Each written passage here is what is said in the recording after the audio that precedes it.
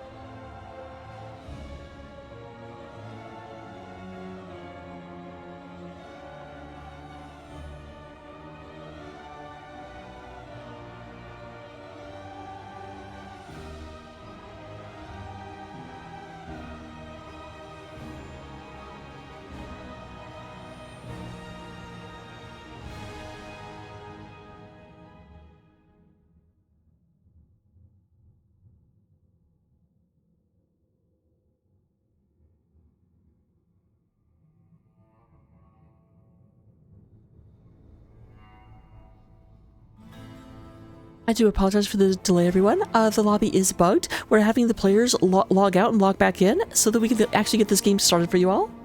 We'll be going just as soon as we possibly can, I promise.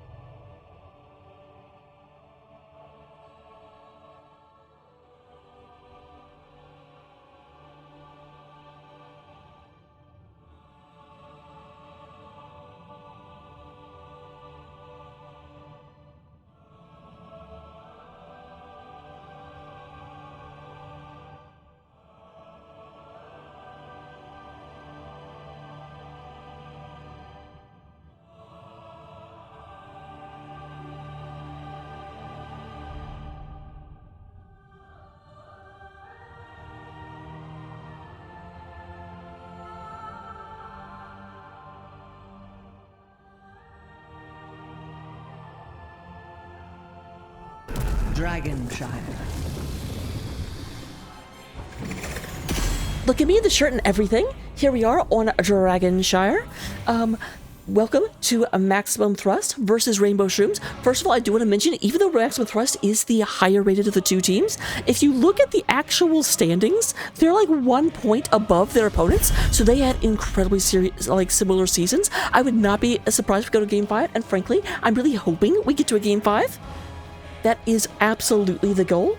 First ban and first pick does go over the side of Maximum Thrust. They did get the pick because they are the higher seeded team, so it was their selection, and they chose to ban first, and they chose to ban Mr. Tychus. They said, you know what, that guy's a convict, he's a bad, bad man, I don't want him here. Dragonshire is a beautiful and peaceful place. We don't need convicts getting in here. It does like Rainbow Shrooms have decided to get rid of Stukov, which honestly surprised me a little bit. Like, Rainbow Shrooms are all about, like, contagion and, like, getting illicit substances into you. And, like, that's kind of Stukov's whole thing. I'm really surprised they don't want him in the game.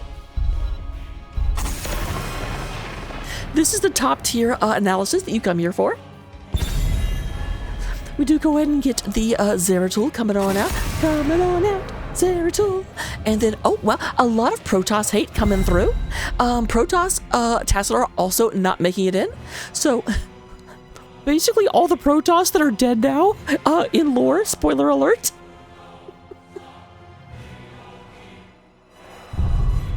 So we are here for the actual, and we do have the fun police. Speedboop going ahead and coming in and getting rid of that there, Anduin. Anduin. Oh, one second. My co-catster wants to say hi.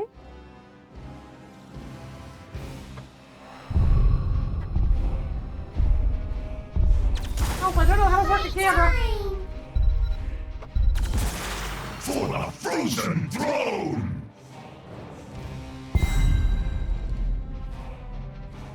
Sorry, I didn't know how to use a camera.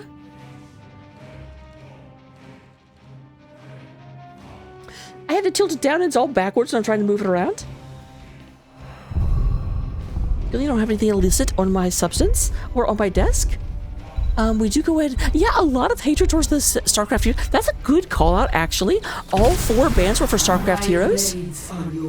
Oh, interesting. We do have Beluga Dog coming out of the Garrosh and Sonya on the Xylev. We will see Brightwing and Anubarak.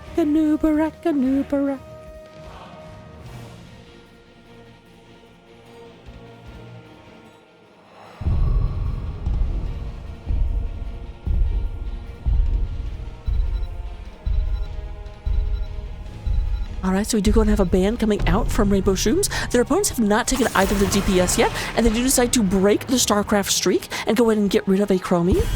Chromie. We are going to have on the other side. Now, both tanks and healers have been picked up, but they could choose to decide who Sonya does not want to go against. It would not be bad to get rid of a Rexar if anyone on the other team does actually Rexar, because like Rexar is super good on this map and also pretty decently good into Sonya. Can definitely shut down that whirlwind with the charge, and then they choose not to do it. So I'm a Rexar main. I want to see Rexar come out, though granted they may just not have a Rexar player. That's possible. The hunt is on. So we will go and have Lunara and Li Ming. They are saving their offlane pick for the very, very end, possibly thinking that that might be a 4-man Sonya, and they're being bamboozled.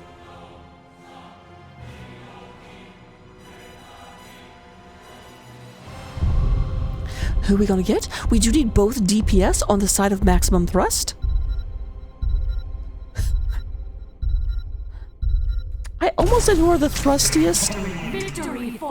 Okay, we do have the meme beam coming out as well as the wailing silence. So W star and we also have our first our first StarCraft hero, also our first Protoss hero. I guess that's also correct. So a lot of them got banned out, but Phoenix has risen from the ashes and has come back into this game after the StarCraft slaughter that we saw in the ban phase. All shall suffer. Now, here's my big question. Is that a offlane Phoenix or is that a 4-man Phoenix? Because the offlane Phoenix will absolutely devastate and decimate a Leoric. We'll have to find out because we're going into the game right about now. Don't go anywhere. We will be right back, and I will get bets up. If you think you know who's going to win this game, if you want to voice your support, go ahead and put your money where your mouth is. Get those points posted because the bet is online.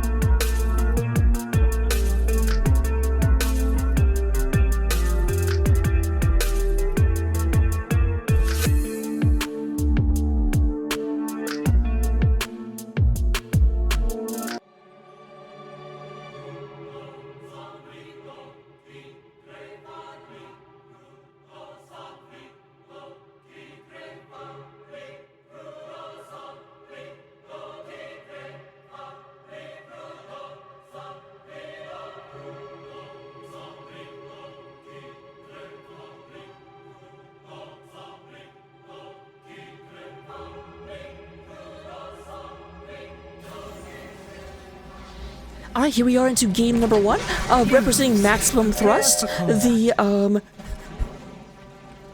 I wasn't the matriarchy. No, we're not going to say that. The, monarchy of, Massacre. We have W-Star coming out here onto the Sylvanus. Vacuity going to be on the Phoenix. Speed Boop coming out here on Anduin. We do go ahead and get Beluga Dog coming out here on Lotosh Garosh, and Zaliv going to be on Sonya, already angling up towards the top lane.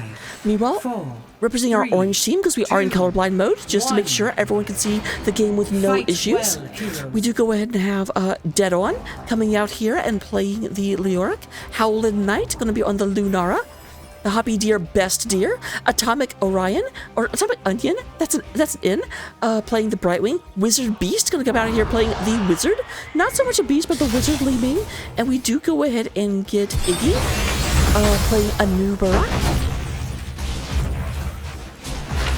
Let's go ahead and we've already zoomed out.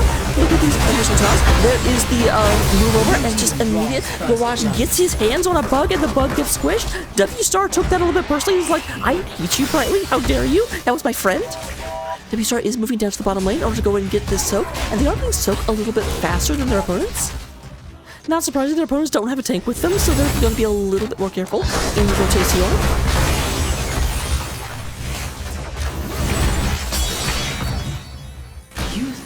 We're going to have double soaking coming out of the Leoric and the Sonya trying to go and get this taken care of, which should let the 4-man stay bottom. We do go ahead and have Vacuity and W-Star already moving over here towards the camp of their opponents. It does look like Iggy going to be guarding this entryway, making sure no one tries to come in here. They also do, of course, have this Wisp guarding the passageway, making sure no one can come through.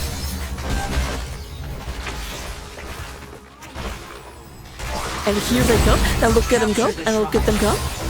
Beluga Dog is going to throw, but you know what? Iggy does not need to stay here. Oh, and Beluga Dog actually stayed within range of that for a little bit. There is the teleporting for Brightwing, but Iggy is going to take down once more time. This is the problem with the Nubrak. Nubrak's super good as an aggressive tank. When it comes to defense, does suffer a little bit due to his relatively low hit point pool compared to a lot of other tanks.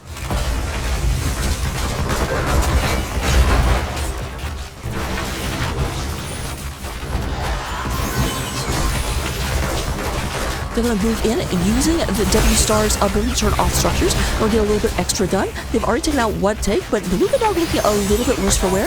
Now here's the thing. Garage is supposed to be super powerful early game. Abilities haven't come online yet, and his trait to take less damage from abilities the more he gets hurt is extremely powerful. But as power spikes start hitting and levels start going up, we should see Beluga Dog being a little bit less impactful. So don't think just because we've seen 2 kills onto Iggy in the first couple minutes of the game that this game is a foregone conclusion. It is Beluga Dog needs to get a lot of value early on, because he will not necessarily get us as time goes on. There's the Unstoppable down to less than 100. It does look like Iggy will get out of there, but not so much the Brightwing.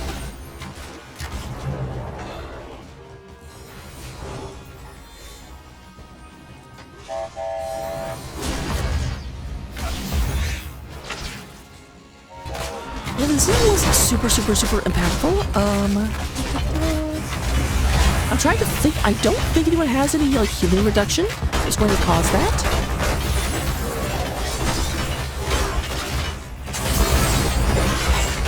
Oh, thank you very much. I meant to correct that. Boop. Yeah, that should be taken care of.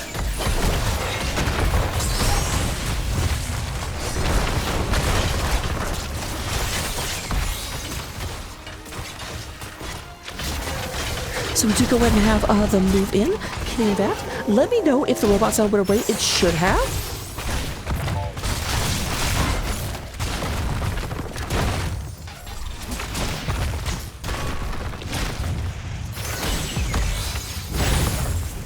So they have moved in. They've gone ahead and gotten rid of the like front wall, so I can start to lay into that. Iggy trying to go in, just get a double stun, moving in.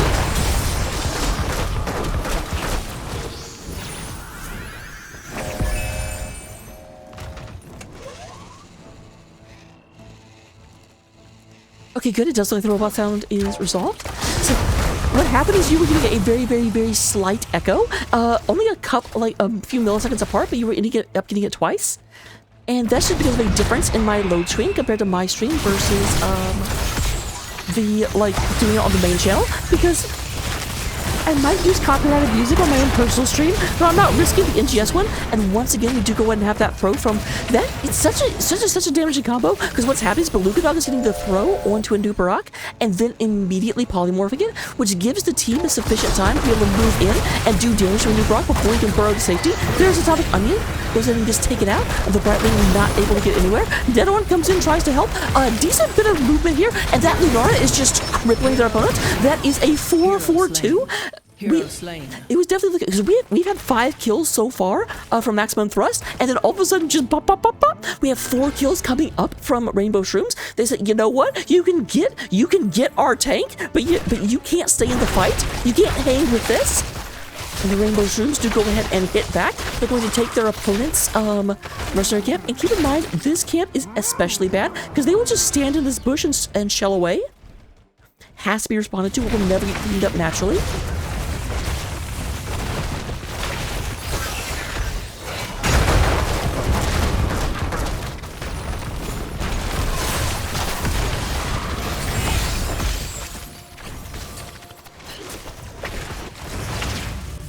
So we do go ahead and have Vicuri coming in. I'll try and go in and get this taken care of.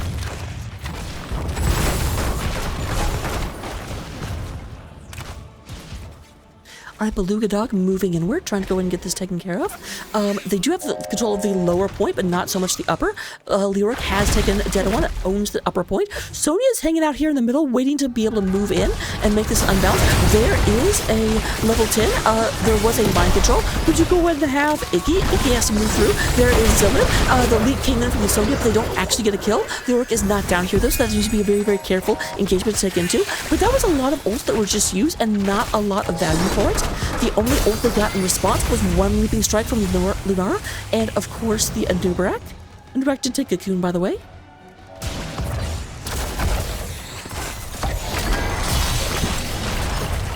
We do go and have the Entomb coming down, but there is the mean beam from Vicuri. Vicuri comes in, gets a decent bit of damage, but we do go and have the push in. The Luca Dog taking a bunch of damage. Iggy actually not too dangerous, but there is the mind control.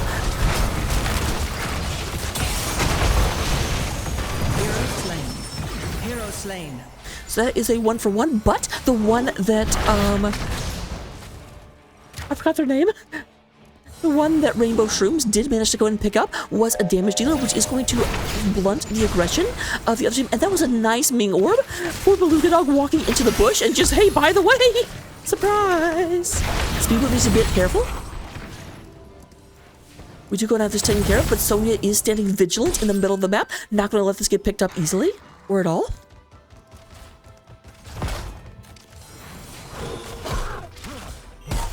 We do go and have this moving through. Does look like we've got Vicuri saying, hey, Dead One, you can't get this. Apply directly to the forehead.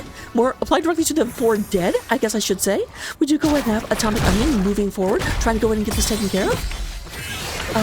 Going to move into the middle. They do lose control of the bottom point, so no one can be able to Dragon Knight just yet. Vacuity eyeballing this, but they've learned respect for the other team. They're like, I don't want to overextend with the other team right here in mid lane, but just like the other team is not entirely here, we do go that Howlin' Knight moving up, trying to go and get some top lane pressure to go behind Leoric, who's definitely putting some top lane pressure up into this section. But meanwhile, here, we do go to have a little bit of a contestation across this siege camp.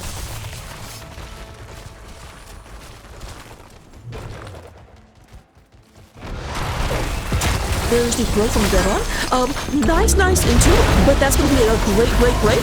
They do go in and get the garage. Actually, I thought the B would be way more successful from that, but they do get a kill in garage. They get a kill onto Sylvanas, and Phoenix is in a bad situation, coming out here being like, guys, leave me alone, and they did not leave them alone. They offered them an all-expense-paid trip back to the Hall of Storms.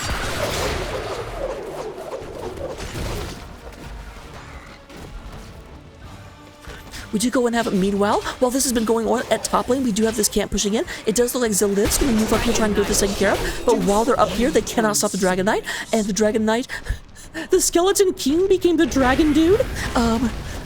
Do you think that's really awkward for Leoric? Like, Leoric has been dead forever, has no bones, has no feeling in his body, and suddenly he becomes a Dragon Knight, and he can feel heartbeat, and he can feel what it is to be alive. This is almost torture for 1 minute. You get to remember what you used to be like when you were alive, and then you'll be tossed back into your old skeletal cold body. We are going ahead and moving through here. There's Vacuity and Speedboot moving through. Meanwhile, the Dragon Knight has actually taken out mid fort, down to about 50%. And looking to go ahead, and they didn't quite get top lane.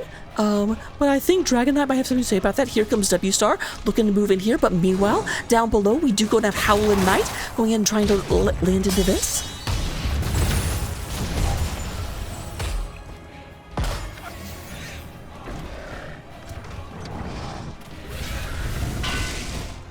Sylvanas, W Star took a lot of the punishment trying to come up here and stop this. Is going to go ahead and Banshee bounce someone out of there. Is that a term? Can I say Banshee bounce? Oh, dead on might be dead to right. Oh, I'm surprised. I am not sure to do that. Now we do have Atomic Orion moving in here, trying to go in with this. Why do I keep saying Orion? I don't know.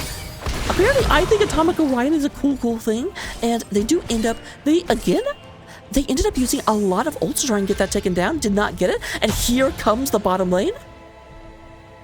Keep in mind, they actually lost, that was a hat trick, they lost all 3 forts to that Dragon Knight phase. Granted, the Dragon Knight did not come south, but you know what? They still lost all 3.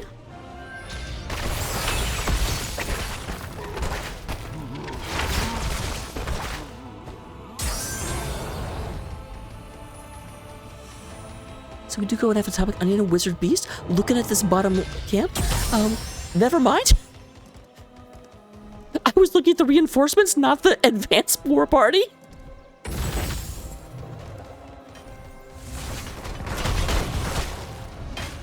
Here we have them moving forward, trying to go in and get this taken care of. They do have a nice mercenary push. They are underneath spell armor right now, and there are a couple of siege giants bringing up the rear.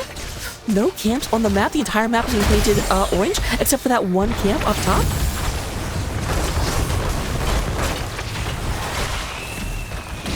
It won't be long before the shrines. And I actually feel like Leoric's sanity should be just about intact. Like, literally, he has a button he can use every few minutes in order to drain hope. And if you have that much hope, you're going to be pretty sane. Insanity is caused by hopelessness. I don't have a source on that. Please don't ask for one.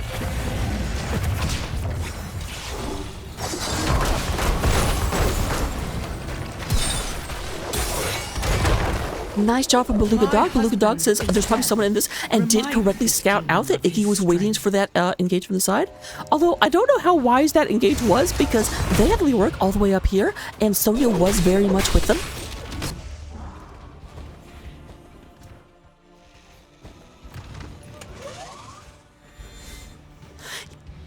So we do go ahead and have Sylvanas up to 69 stacks on Unfurling Shadows. We do go ahead and have Advanced Targeting coming out with 31. Blue team has destroyed a fort. So there is the first of the forts going down on the side of Rainbow Shrooms. Bottom lane aggression is being evened out just a little bit.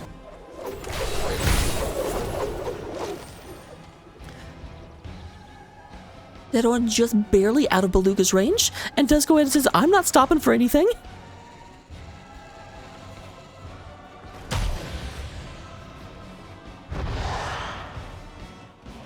Alright, we do have Sylvanas up here doing what they can. Sonya going to go back and go ahead and counter this aggression a little bit. But here comes a big fight into the middle, trying to become a Dragon Knight.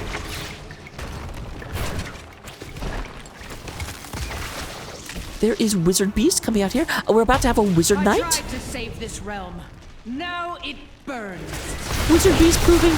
I feel like that's just a thing for Wizard Beast, honestly. Being like, I'm a learned scholar, but also a big monster. I'm a great mage, but also a heckin' knight that's made of dragons. Like, just put two things that don't usually go together and make them a thing. But we do go and have, like I said, I kind of feel bad that I called this Garage super effective in the early game, but as we get these talent spikes, Garage is just kind of getting melted. Lots of damage coming out of the other side, and especially when Garage is getting next to that Leoric. Leoric is taking a lot of these vessel talents to be able to just drain that percent damage out of Garage every time they get close to them. His strength was never yours to keep. Honestly, this Leoric build is one I usually see whenever Leoric goes up against Deathwing, and it's just like, all I'm gonna do is drain you all day. Now, we did end up, we only got the top keep in that, but, as Alec would say, your keep has been taken. Oh, the irony. So I love that voice line so much. We do go and have, oh, unfortunately, the Entomb misses. Not brought down immediately, but there is a lot of damage on the Zalib, and we're going to have a dead Sonya. Sonya did end up going for Nerves of Steel, so she should be able to go and get a shield. I didn't think I saw the shield come out, but it may have been on cooldown, or it may have just been a little bit too fast to get it out there. And we do have a taunt coming down. Leoric deep under enemy. Oh my god! I actually thought I was preparing to cast that Leoric had died, and then Dead One's like, I'm not dying. I'm gonna make you a liar, Raka.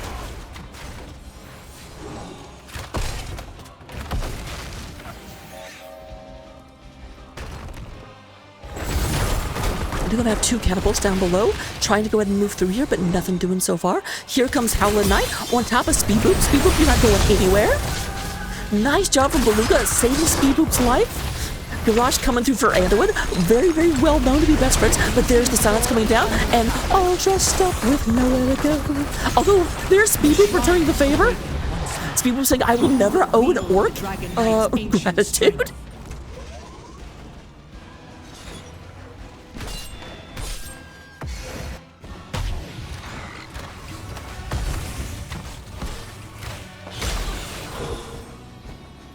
Sonya can fight Leo, but it is difficult.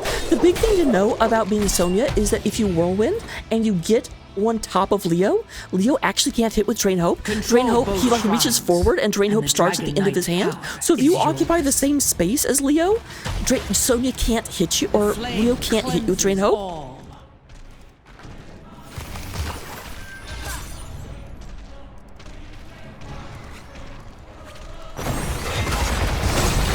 There is a lot coming down. Talk. There, we did go in and get a light bomb. That's going to take out both the tank and the healer. So they can't even try to heal the tank. Dead on be the next one to go down. This is the Vengeance coming in from Maximum Thrust. So you have done entirely too much. Oh, you got Dragon Knight. What you gonna do about it? What you gonna do with it? You're gonna do a whole bunch of nothing. Ah! Okay, when I said you're supposed to get hit by that Beluga dog. Read the script.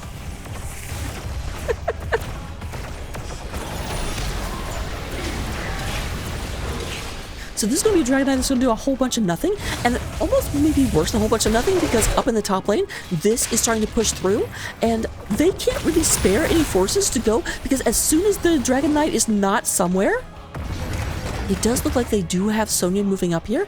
We're going to be running into a Leoric in just a second. And Sonya's on the same team.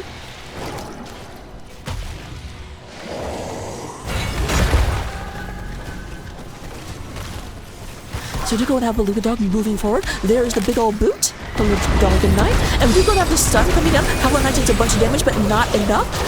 Zella really wants that. Did get the shield up. You can see with the big purple glow around them. And then moving in, Beluga Dog does go ahead and get web wrapped, but there's the mind control coming out. Not going to be sticking around, but Sylvanas is now level 20, so you'll see mind control back up in just a couple of seconds.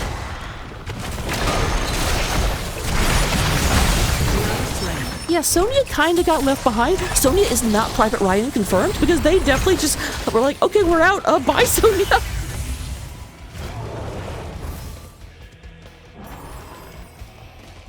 So we're moving through, trying to get these taken care of. We now do go ahead and have Rainbow Shrooms back in the driver's seat, trying to go and get this taken care of. Dead On is landing and trying to move through here. How long do you have? About 20 seconds until another Silencing Entomb. Or Buried Alive if you want the actual talent name. Look at me knowing stuff. Is taking damage. Okay, the core hasn't been touched. What are you talking about? We do have a miss with that mind control, but again, this is Sylvanas at level 20, so only less than 10 seconds until I can do it again.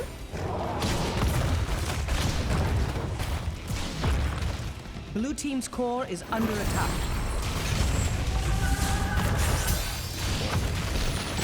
Once again, not hitting with that. They are moving through. They're trying to hold this back. There's Dead On. Dead On does miss with the Buried Alive. Their opponents are very much alive, but not at all buried. Heroes. The shrines will soon be active again. Camps are coming up, but this might be a problem.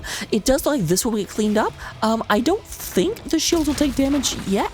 Or the shields will take damage. I don't think the core will take damage just yet, but we've got another one coming right behind it.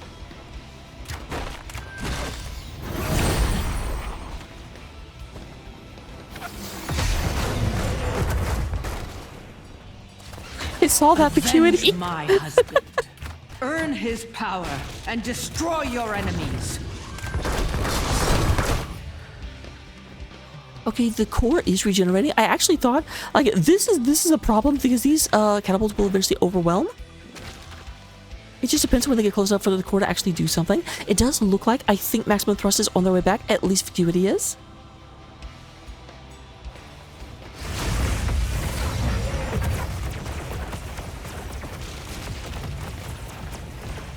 Alright, and they will prevent any damage, but, Vacuity is not here, and this could be a very, very, very bad time.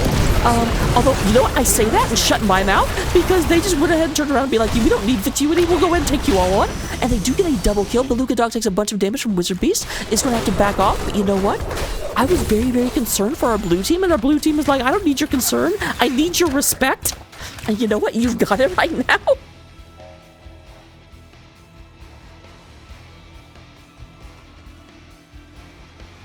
Here we do have Vacuity moving up to the top lane. Oh, that's a problem. Just used up the teleport. Vacuity, you've got... Slain. Blue team's core is taking damage. They're waiting for me. I have to get there. Oh, this is definitely a problem. We're going to have Zelev moving back here, trying to make sure this doesn't get through. He's prioritizing the catapults. That is the correct play in this moment. And once again, the shields hold. The paint is not scratched yet.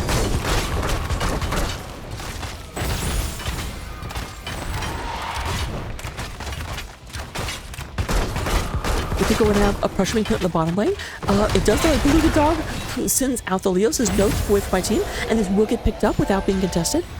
Everyone is back up except for that Phoenix. Phoenix is about 20 seconds away. But the pressure is building.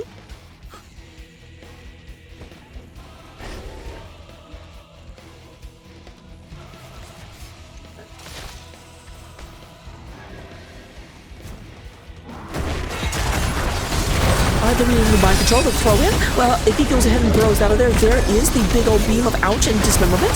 Dead On catches the garage. Unstoppable comes through. He's unstoppable today. And you go and have this getting taken care of. Phoenix was back clearing, so they don't quite have that fight. And it does look like Zelev is going to pay the price.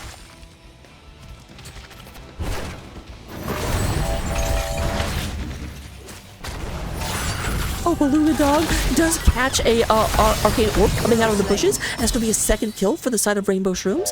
We do go and have Vacuity moving up, trying to get control of this. But that, unfortunately, maybe is. We are 23 minutes into the game. 2 people are down, and they've got a path straight to the core, and they are moving down that path. We're going to go ahead and sidestep this. Only 3 defenders and a full-on 40 seconds before Garrosh is back. That's a bad sign.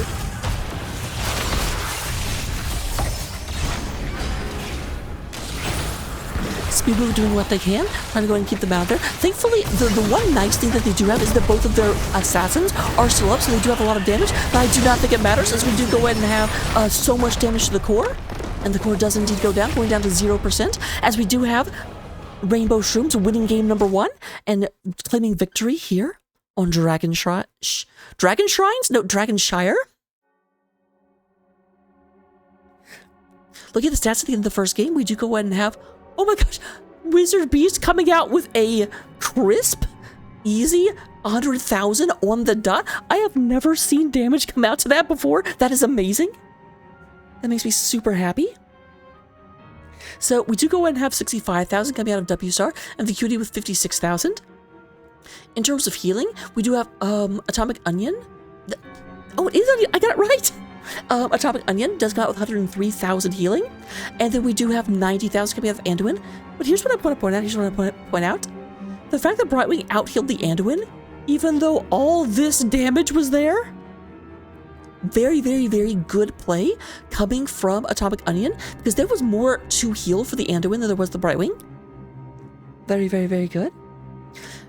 Lastly, we do go ahead and have, in terms of experience, another 29,000 on the dot coming out of Leoric, and then 22,299 coming out of Sonya. So Leoric definitely winning the Soak game. We did see Sonya coming down a little bit more often. Leoric didn't come down much, but when Leoric did, Leoric got results. Being involved in all 16 kills, despite being the offlaner. Whereas Sonya was only involved in 7 of their team's 11 kills. But I will see you in game number 2. Don't go anywhere. This is a best of 5. Ignore the topper says best of 3. I will fix that in just a second, and I will see you in just a moment.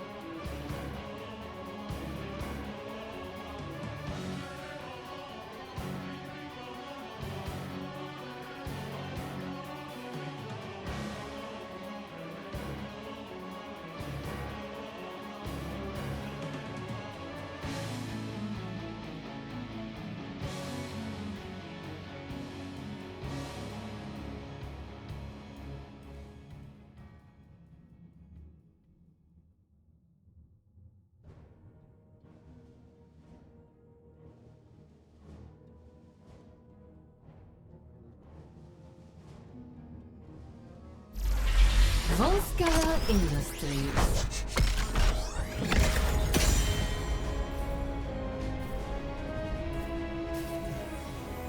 Oh, hi.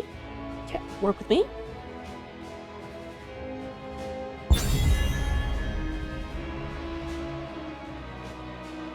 This cat is a cat?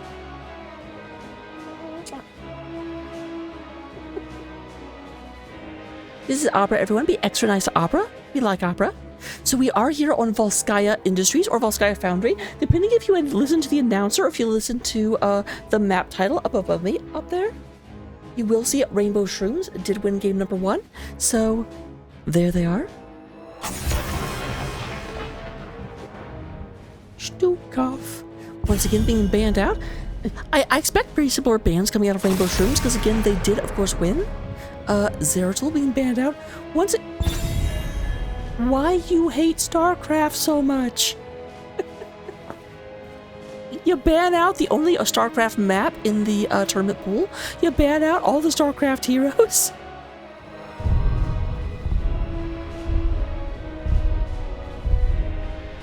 It makes me sad.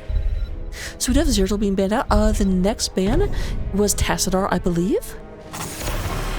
Oh, actually, they say Tassar's okay. Garrosh was a pain, and I definitely agree. Garrosh definitely ran them around the map. They adapted to it as they started to their power spikes, but the early game seemed very, very, very potentially uncomfortable.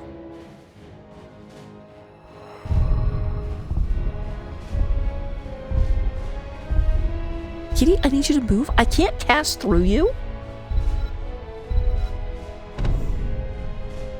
Scooch. We're going out. Oh, and the Anduin. So both.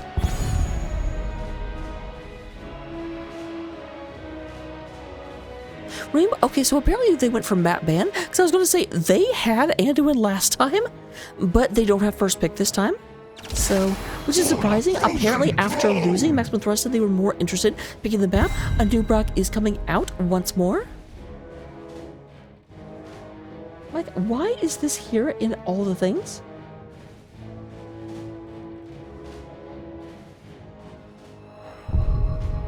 Thank you. That should take care of it. Cog Sarnet. The crusade I'm going to forget to take all these things off in the future. This realm needs me. So we do go to have W-Star once again with the Li Ming, but this time Beluga Dog, because they are denied the garage, we're going to go ahead and instead have Jojo Johanna. So look me up before you, Jojo. Keep on hanging out like a yo-yo.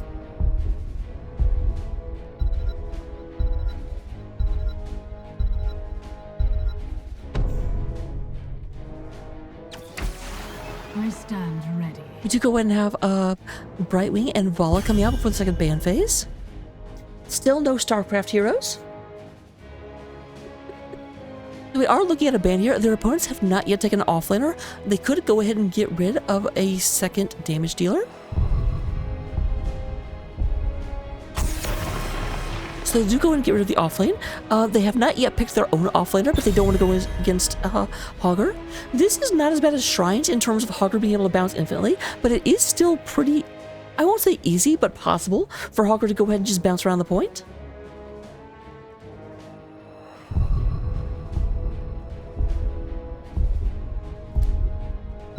You go ahead and coming from the other direction. Ban this time. Their opponents do not have a healer yet.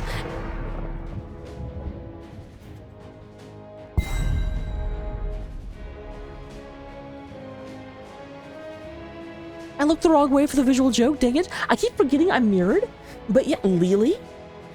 That's a choice?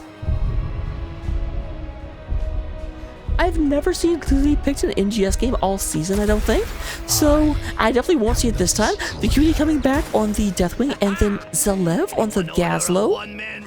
A lot of interesting heroes coming out. We should be very much looking forward to a spicy game number 2.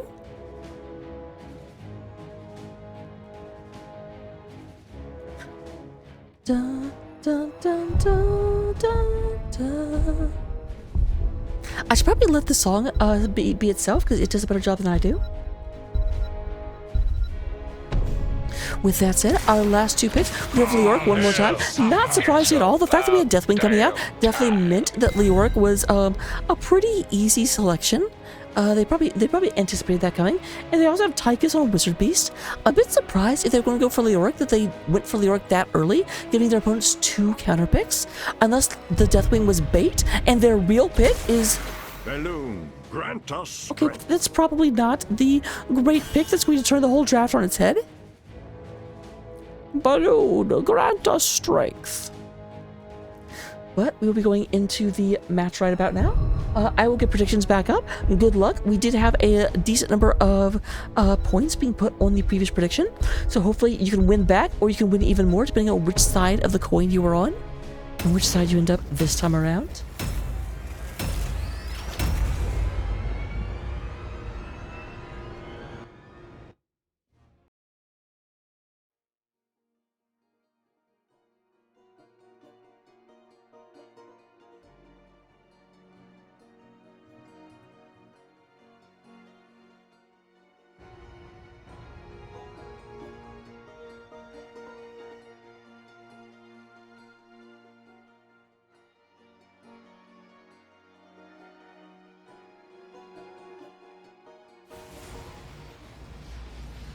All right, coming into game number 2, representing Maximum Thrust, trying to go ahead and come back and put a point on the board. We do go ahead and get the Vacuity coming out here. Has gotten off of the Regenerating Phoenix and instead on the Master of Dragons. We do have W-Star, the Li Ming again. We do go and have Speed Boop coming out here on the Malfurion. Zelev is going to be playing the Gazlo, the Gazlord. And Beluga Dog coming out here on the Orcus Johanna. Meanwhile, representing the Regency of Retaliation, we do have Atomic Onion coming out here on Brightwing. Kizo coming out here and playing the Anubarak.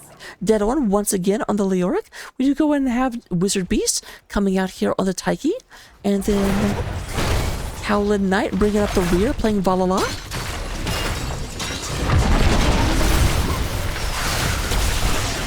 We do have Vala on the Gambit build, trying to go ahead and put a lot of these.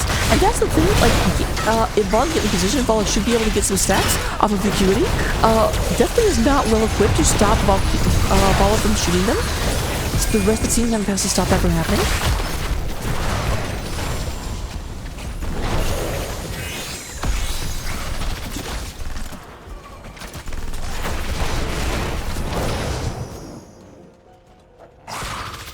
I'm assuming the robot sound is not still happening. It shouldn't be, because it's the same scene last time that I fixed it. But obviously, let me know. Oof, no one actually bet. No faith on either team. That's rough.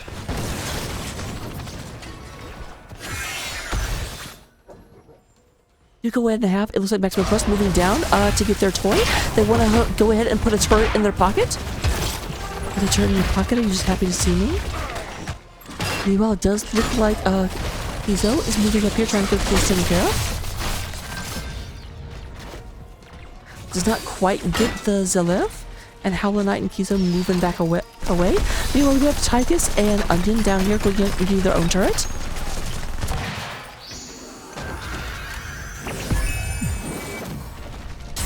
For a second, I thought probably teleporting away. Wizard Beast was just ditching the turret. I'm like, okay, someone needs to pick that up.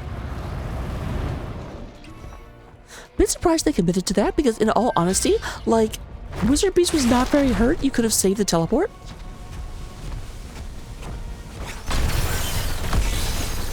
Thank you very much, McNug, for letting me know. We are down to sub 50%, down to 20 plate, or 20 armor on the Deathwing. Gonna go ahead and fly up and fix that.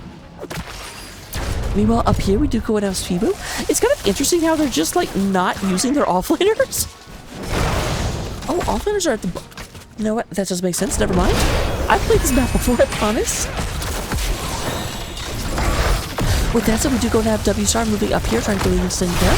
The Cutie moving back down to 30 armor. Prepare to begin shooting.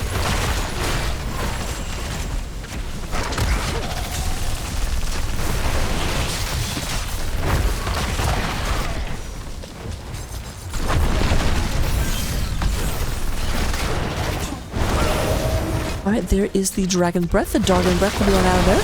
We do go ahead and get decent amount of damage on the Hollow Knight. Hollow Knight down to about 50% before Brett may heal them back up. Take control of it to pilot the mech.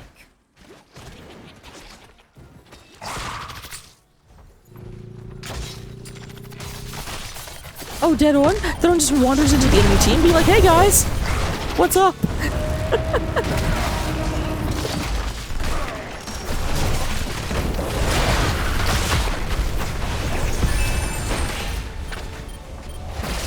We have Master Assassin coming out of the Typhus that basically guarantees that we're going to go and see an Odin, and oh, Hollow Knight walks into an orb. They've been doing a decent job keeping Hollow Knight from stacking. We are about 4 minutes into this game, and Hollow Knight not yet at 20 stacks. So it's been having a heck of a time trying to land hits. I wonder if that's why they banned the Lily. They just wanted to make sure that there were not more blinds, but you already let the Johanna through. I don't think the Lily is your problem at that point.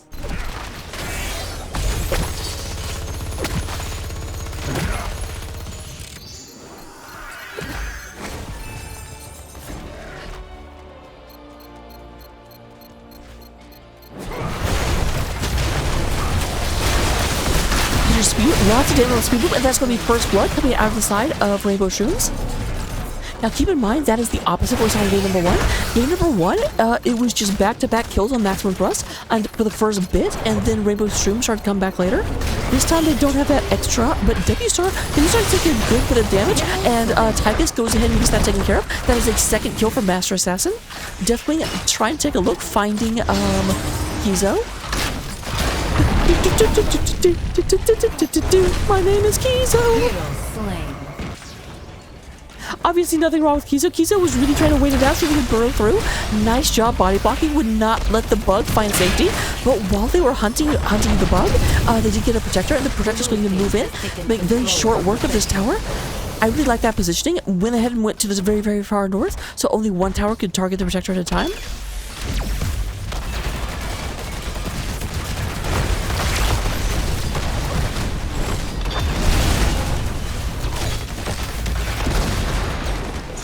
There is about half damage, but the Protector gets 3 towers total, as well as the wall. There's some fire coming through. You're a fire starter, a twisted fire starter. Protector getting very, very mad at Deathwing, being like, I'm big too, what you gonna do? And then Deathwing be like, I'm gonna do this.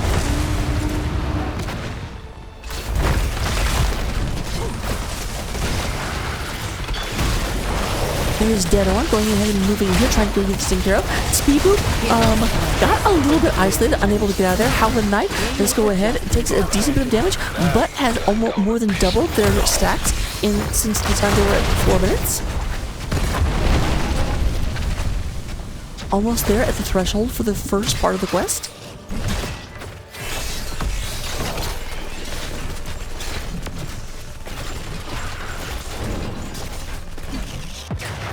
We actually have Vengeful Roots coming out here. We do not have Emerald Dream. Now, granted, some of that might be... Nope, never. Nothing's on their team. I was going to say, so that might be because they have a Deathwing and you can't put Deathwing to sleep. But Deathwing's kind of not on the enemy team. Don't know if you knew that.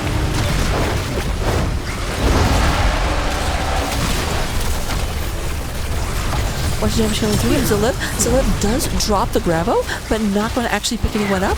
We do go and have the Malfurion inside the roots, and the toy is stolen by the side of Rainbow Shrooms, who are definitely starting to feel themselves a little bit. Gross. I'm sorry, I had to.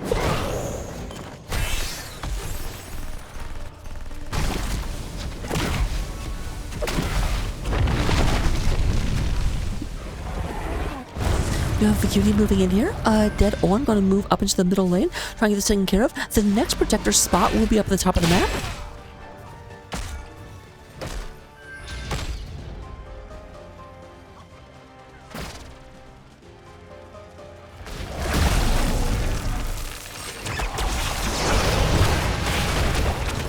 Alright, Dead On takes a good bit of damage. Here comes the cutie down from the sky. Takes a couple fireballs to the keister. We're going to get that taken care of. Vela has finished the first part of their quest. Trying to go ahead and move in here. Meanwhile, the paper airplanes are fighting in the top lane. Ba-bam! Ba-bam! Ba-bam! Look, Wizard Beast is going to help unbalance this equation, but here comes Zalev.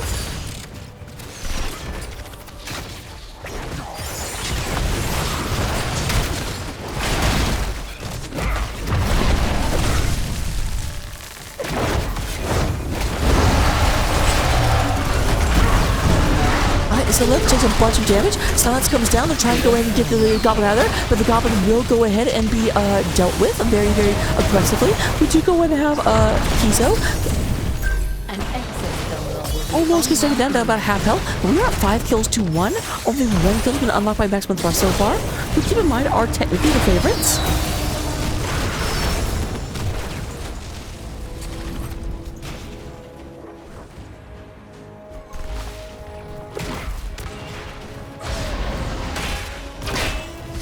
Dead on takes a good bit of damage. We'll go ahead and spooky walk on out of there.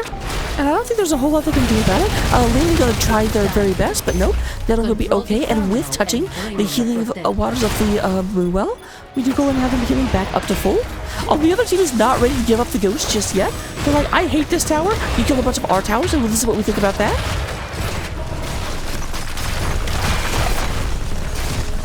Howling up here. We're going to check out this fort. It's going to be top fort for bottom, most likely.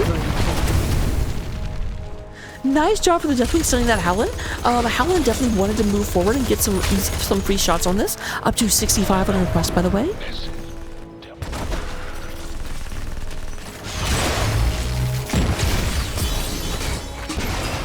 Anyone coming in here trying to get this taken care of. Unstoppable. You're unstoppable today. Wait, we have March of the Black King? I never see March of the Black King. Oh, I'm curious. I'm almost hoping that that Rainbow Shrooms win this whole thing. So I want to ask about that in the interview. I've never seen anyone take that talent.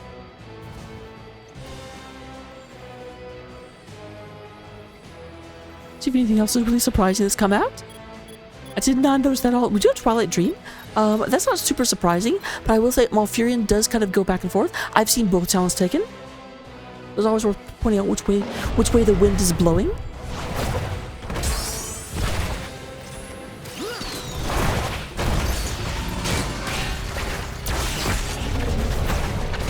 Alright, up to 60% for our orange team. Blue is taken over and starting their own channel.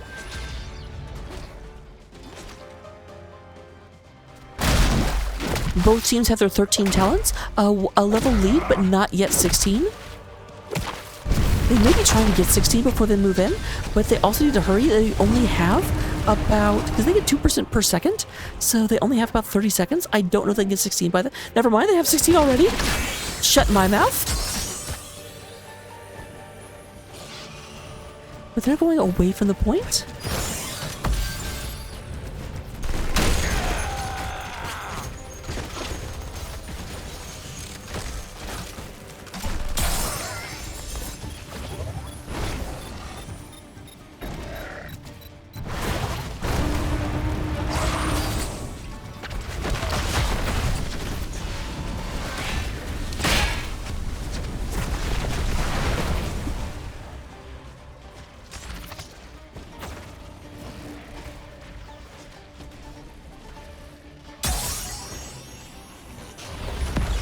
This is going to be a protector coming down for the side of Rainbow Shrooms. It was abandoned by their opponents. It does look like the blue team is trying to put some aggression here in the middle.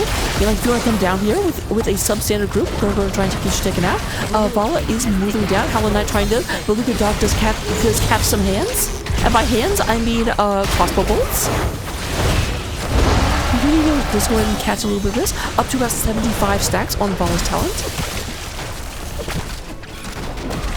Meanwhile, the protector only has one person in it. Only Tychus is using the protector.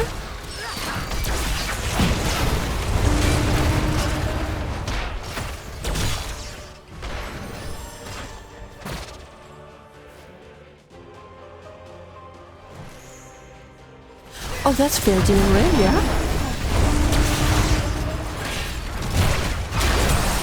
Alright, lots of damage going to the Howlin' Knight. They're trying to go in and get one of those stacks off, but it looks like Howlin' will survive.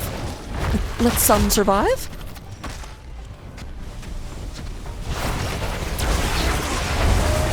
The protector has been defeated.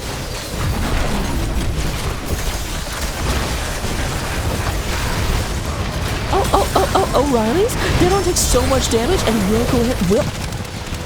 How are you alive, sir? Okay, I want a full investigation about how Leo survived there. I saw him die like 8 times, I swear. I swear to George. what's going on.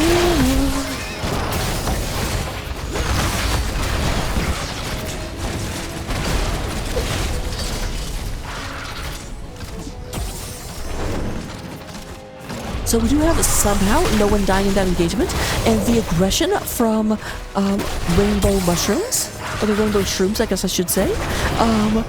He's starting to mount. They've taken out the top port. They're working on the middle. Li is doing what they can. The other hero, there's name starts with Lee. No, not Lily.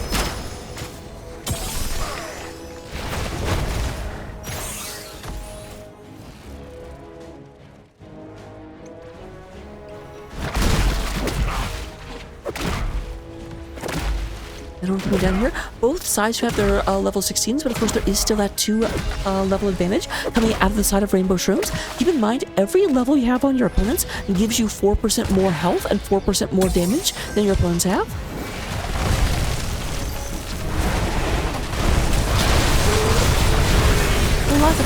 Nice move in.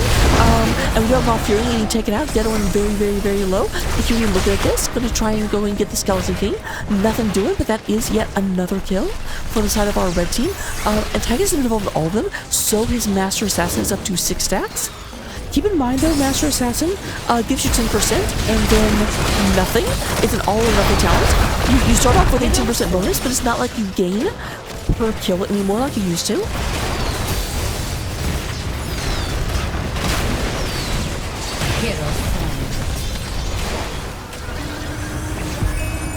Okay, Howlin almost going down. I do have to say, Howlin's doing a great job not actually getting taken out.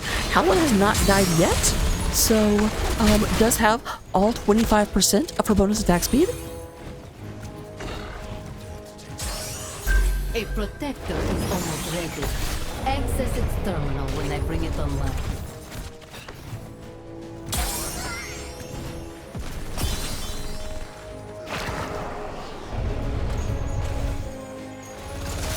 Does look like our orange team has decided to show and try to get the first keep of the game. This will be the keep that is further away from the next objective. Not a huge deal, but it's worth talking about. But we do now have continual catapult pressure coming across the top of this map for the rest of creation. Red team has destroyed the fort. And they go ahead and take another fort on their way out as a treat. We do go have Wizard Beast getting this taken care of, as well as Atomic Onion. However, Leo isn't here, and they can see on the map that Leo isn't here. That's going to be a big explosion onto Brightwing. Somehow, a Nubrak, Kizo, gets out of there. I blinked for... I saw Kizo, and because of the weird font that Kizo's name is in, my brain said Arco, and I'm like, Arco is not in this game. Arco is in chat. Don't say Arco. But they still do go in and take out the Brightwing, taking out their opponent's healer, and this will give them a little bit of freedom to move around the map, especially with Leo down the bottom lane. But Leo is coming up to engage and join the rest of the team. The rest of the team is not interested in getting here, however.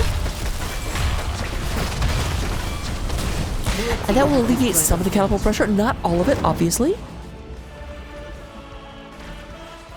So Liv's like, yeah, maybe I should take care of this.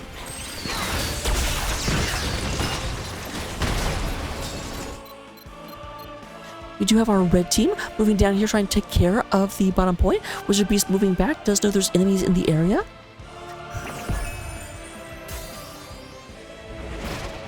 Both Gazlo and Leo are up here taking camps. I don't know if either of them know that the other is unavailable at the moment. Meanwhile, actually no one is on this point. They've completely abandoned it.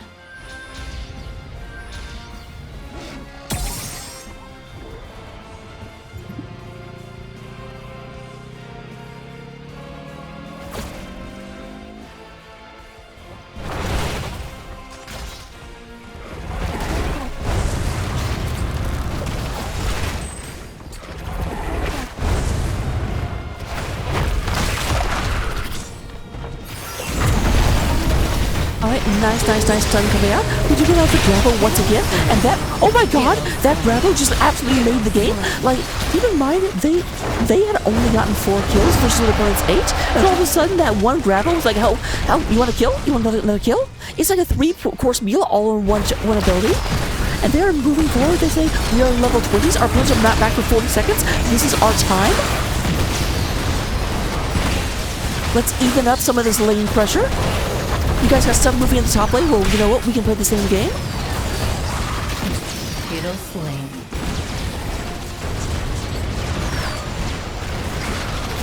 Might have been a bit of an overcommitment. The fact they lost Johanna is a problem. But they are moving out here with only 2 versus 4.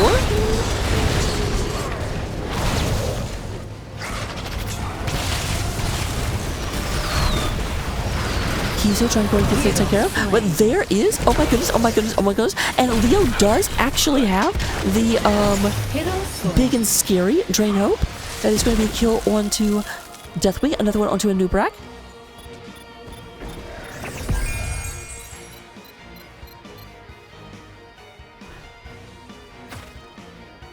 And just like that, the pendulum swings the other way. We do go ahead and have Rainbow Shrooms occupying this point. We'll most likely have no issue taking this because, well, it'll be close. If Johanna moves down here immediately, it will be 4v4.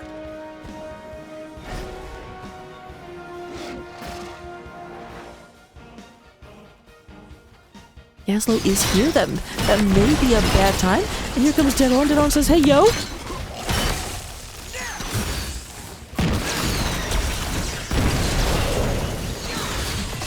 Meanwhile, the Protector is out. Protector occupied by Tychus. Once again, Tychus Protector.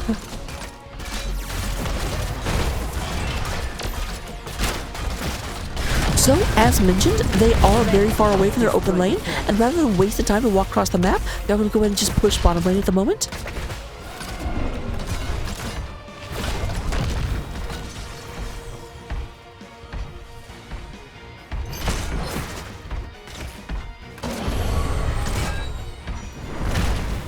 This might be a problem. Here comes the big flank. There is silence coming down onto the Leo. Dragon goes ahead and lands. There is a very nice disintegrate going in and clears out that a new black cocoon. The cocoon is super low trying to get out of here, but nothing doing, and that is going to be the end of a dragon.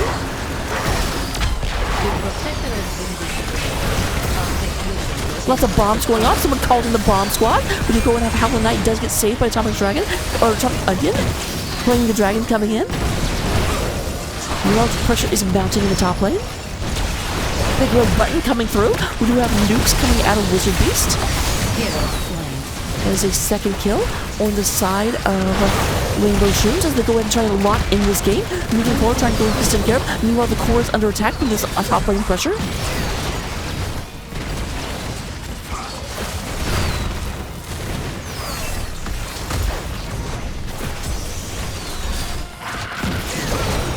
Protector is down. It is 4 versus 3, but the 3 do have defender's advantage. And oh, it's 5 versus 3. Why I think someone was down.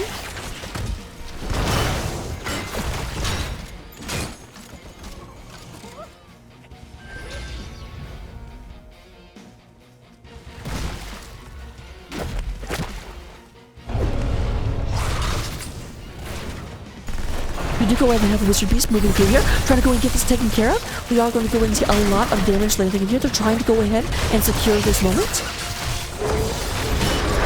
Lots of damage, but there's a big old Deathwing coming down. The Grabo comes down from Zelib, but not the immediate kill. However, Howling Knight's super low, and we do have the explosions happening.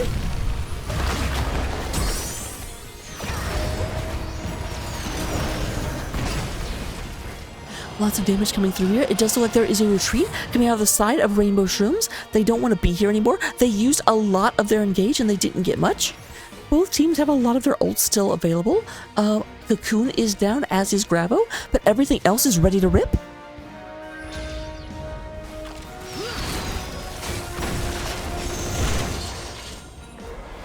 Ready to rock, ready to roar.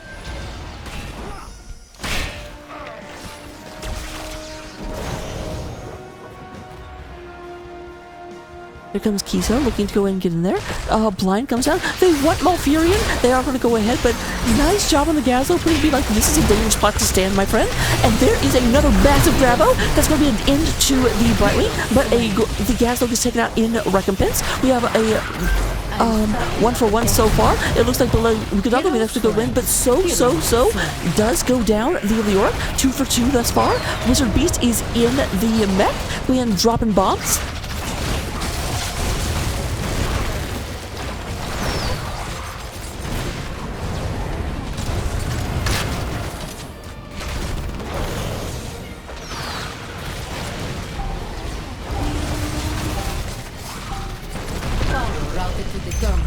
Control it, and you can violate the protector. Moving in here, obviously neither team wants to risk anything. They did have an even trade-off before. The big problem is, though, one of the people they trade off was Dead On, and Dead On will be back well before their opponents. Blue team's core is under attack. This is a back off on the side of Rainbow Shrooms. It does like Speed Boot move back, and I'll try and go get this taken care of.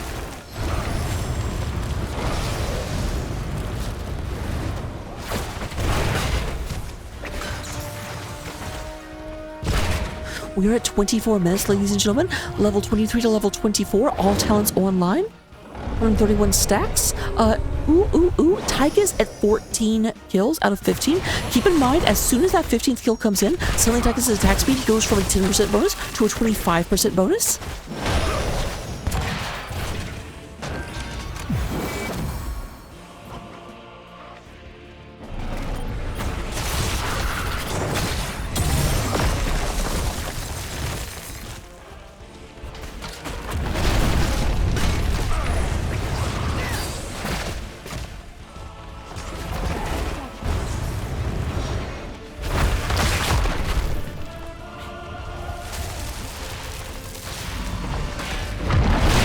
Oh, this looks a little bit reminiscent of when Dubrak got called alongside of the enemy team. Not happening just yet, though. Up to 50% of the channel so far.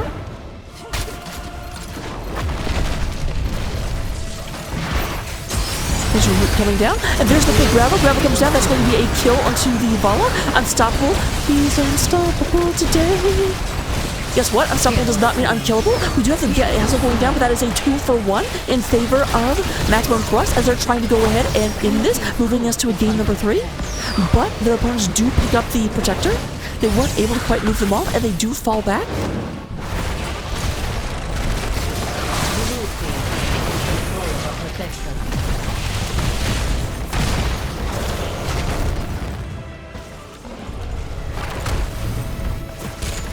And for the first time this game, they are doing a double Protector. They've only got 3 people. 2 of them are in the Protector. But this is a 26-minute Protector. It is just absolutely wrecking face. And by face, I mean buildings.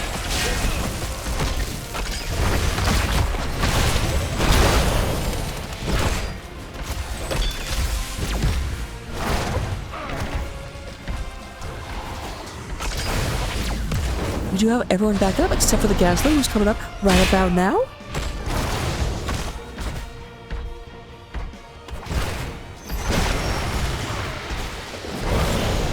The other one is back in the fight. They're looking for this. They're looking to go ahead and move in. That's the thing that keeps happening, is that blue has more kill potential with their wombo.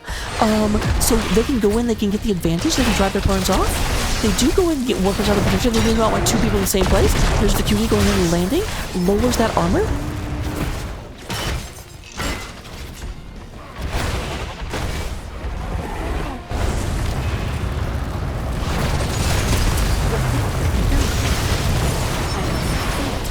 Well, I'm glad there weren't 2 people in the Protector, because they were definitely gearing up for exactly that moment.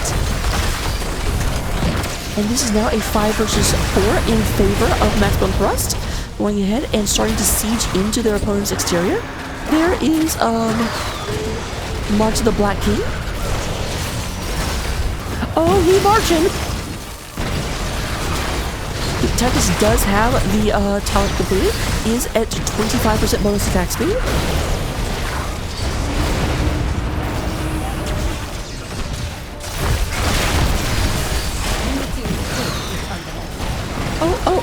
Oh, while they're here, by the way, hi. They're trying to retreat. They're trying to move out of here. They did a decent bit of damage, but someone needs to get back to the core. The core is taking damage like, hey. Boop, boop, boop, boop, boop. Okay, got knocked down to 41%.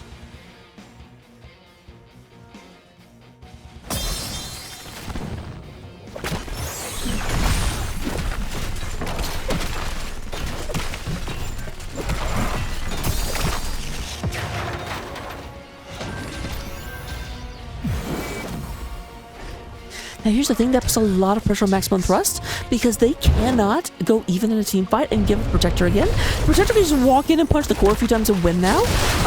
Having lost 60% of its health, they can never get back. Right comes in, heals dead on, does not want to let them get crossed in. There's Johanna. Johanna does get a kill onto Leora, and we do have a kill on the Brightwing as well. They are starting to build in here, trying to go and get this taken care of. There is the top wall down. They've taken out all the walls, but.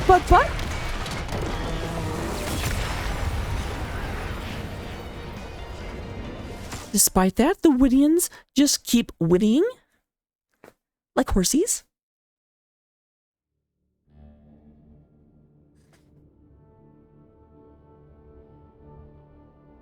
Definitely had the potential to turn that game around. We end up at 15-15 in terms of kills, but here we go. We do go and have 153,000.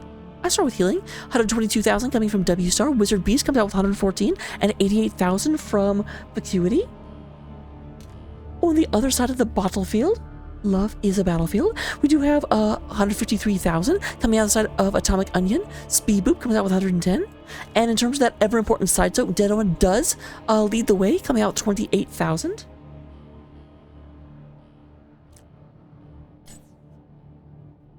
With that being said, we do go ahead and have talents. Here they are. Copy them down, take them into Storm League, get all of the amazing, incredible victory. And I will see you for game number 3, because as it says, it's a best of 5, baby.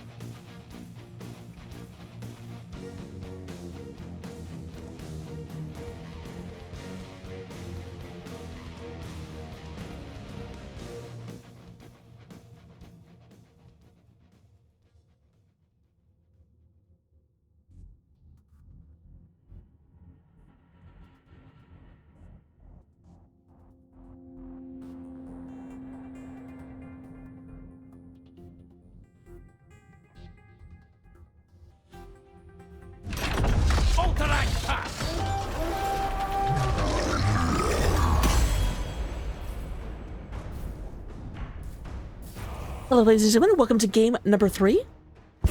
No, it is a 2-0 right now, but if you have been watching the last 2 games, you know darn well that does not mean that Rainbow Shrooms has an easy game ahead of them.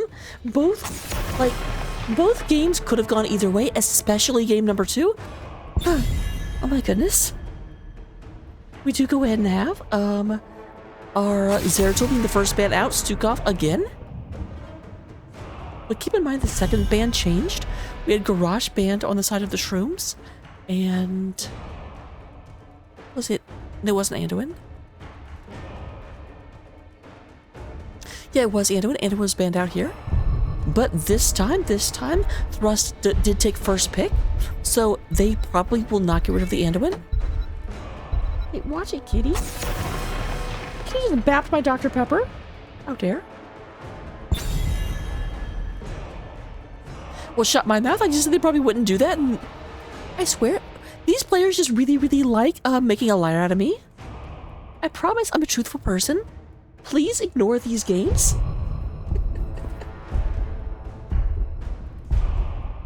So will we have the Garage Band out still? Or will we go back to Tassaface? They do go back to Tassaface. They're not afraid of Garage. They got a plan for Garage. For the frozen throne! Oh my goodness. Guys, I have a pet cat battle damage. I don't know if you can see that. It's like a little T. The crusade calls. So we do have Brightwing coming out first and foremost, as well as Johanna for the side of Rainbow Shrooms. And Beluga Dog actually taking a Nubrak away from their opponent. Says, you are entirely too comfortable in this tank and you can't have it. That does mean I actually like this Maximum Thrust. Maybe actually sensing how kind of hesitant Rainbow Shrooms was to actually finish things, are like, we need to go a very, very engage heavy comp. If we put them on the back foot, they will not do well. I stand. Haga, hunt them down!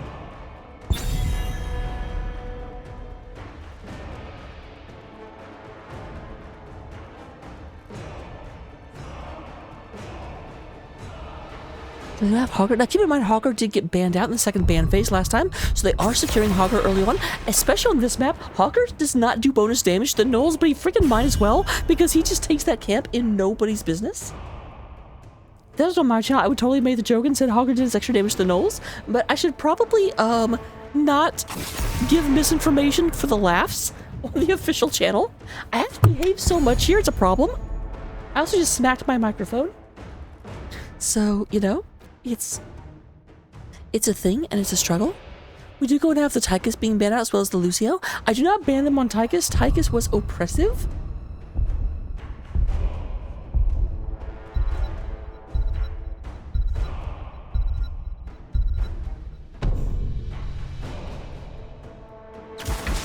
Alright, we do go to have Falstad, as well as the Zagzagoon. So how did I come on Zagara? I'm a little bit concerned, because someone earlier said that there was someone that struggled on Zagara. I don't think it was Howlin, though. I think they said a different name.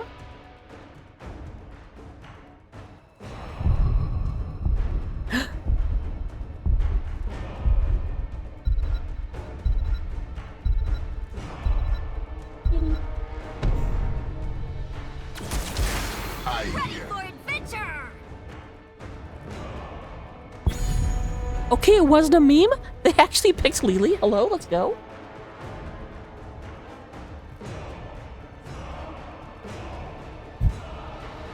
And now, when the chips are down, when everything rides on just one game, when there's only one opportunity to make everything you've ever wanted come true, ready for adventure!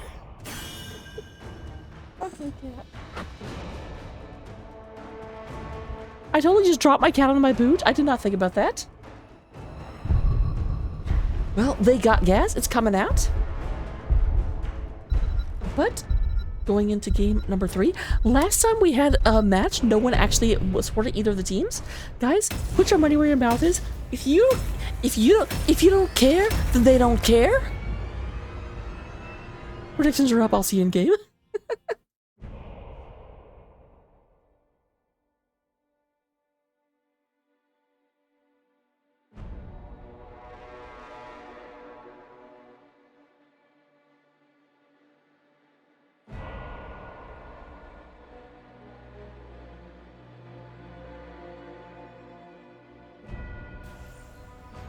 All right, here we go. Coming into game number 3, possibly the last game of the series. I definitely hope it's not, but you know what?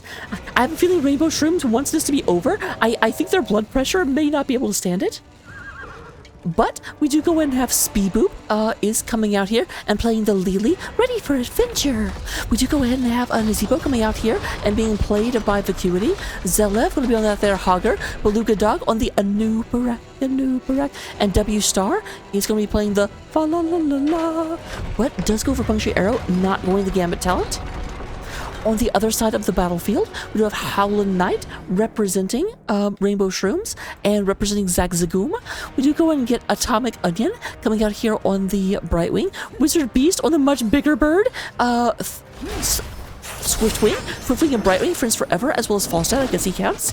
We do go in and get Dead On the Gazlowe, moving up towards the top of the map. And who did I not say? Izo is coming out here playing the Johanna.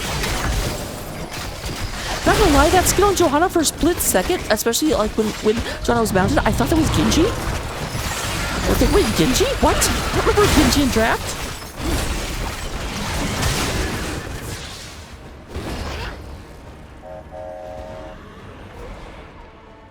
Thank you for betting, I appreciate you guys. It's always more fun when there's something riding on it.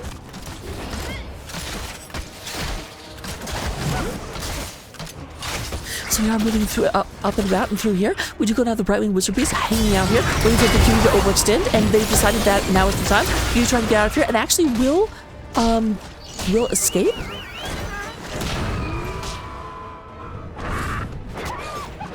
A little bit late getting here. Wizard Beast did fly in, but on the other side, we do have Hogger making short work of these gnolls.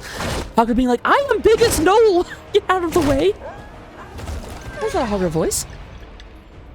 I am biggest gnoll!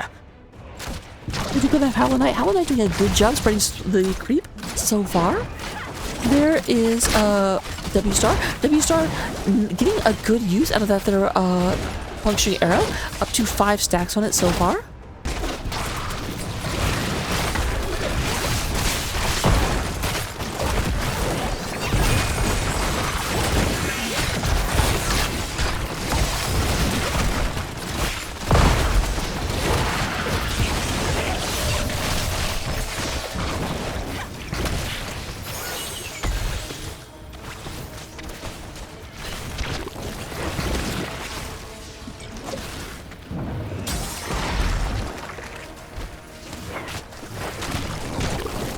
Alright, there's Howlin' Knight. The Baneling's moving across, going ahead and slamming into this.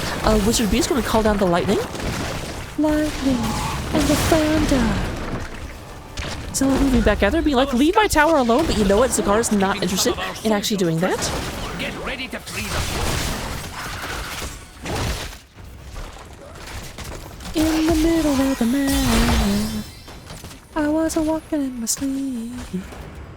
I don't know what I'm seeing, don't ask. Also, I love this. Prisoners located in 10 seconds. We're going to mark on your map where we're planning on locating them. I'm like, if you can mark it on the map, that means you've already located them? What? All right, last and lucky. Keep our prison camp from being Nice move by Dead On. Dead On completely guessing that Vacuity was there and what was about to happen. Avoiding those spiders. Vacuity did take Widowmakers. Only about a third of the way done so far.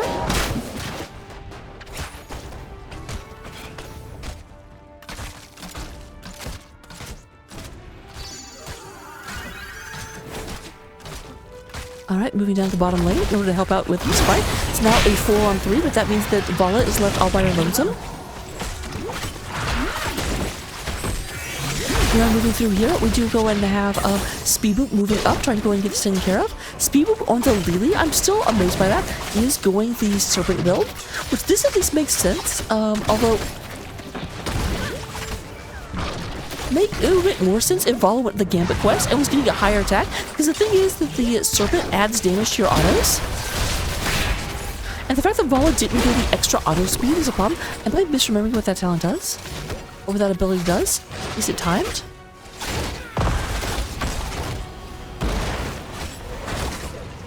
Yeah, each attack, and I'm pretty sure it is based on the hero's attack speed and not like the Cloud Serpent attacks on its own.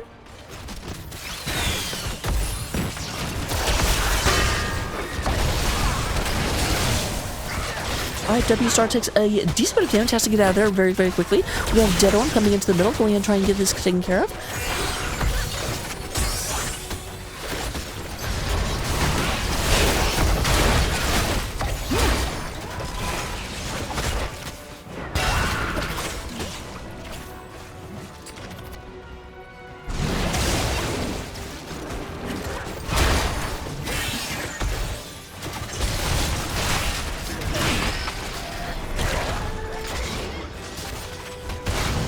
We're gonna have Kizo moving back.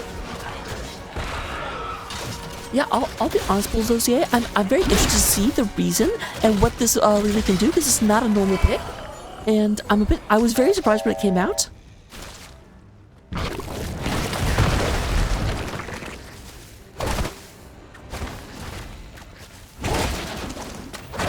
That said, I will also say that Lulu was banned by Rainbow Shrooms in game number 2, so it's obviously something they pulled out before. It's not just like a meme pick.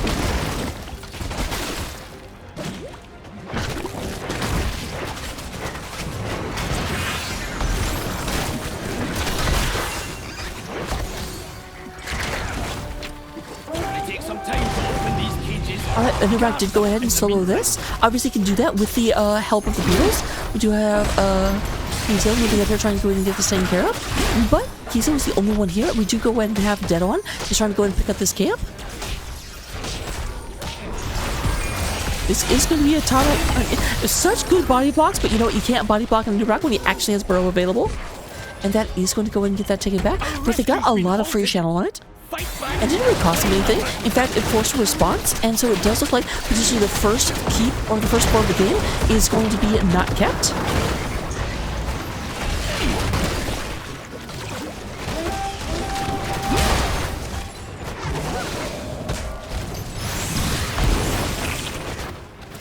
Meanwhile, they came down here. Yeah, so trying to go in and get this taken, but will not be able to do so. And we do go and have the Ram Riders of Iron Forge about to ride out. After a little pony prance across the map.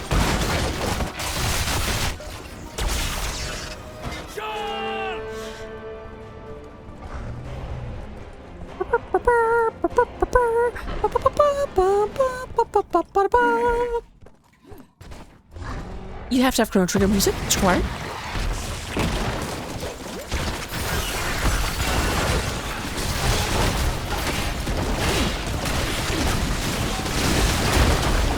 Going ahead and moving through. Lots of damage being landed right here. We do go and have the Vala doing a spin, not going for the stun, actually going for the strength in order to just do damage to the entire team. And we do go and have Zealot. That is actually the first blood of the game. There's been a lot of close calls, but no one actually going down. Zealot taking a decent bit of damage, but the 1,000 cup will go ahead and keep them in the fight. And there goes the mid fort. I say a little bit before it actually happens. Is it not going to happen? What? Excuse me? Well, there goes the top fort then. Thank you. It's gonna be mad.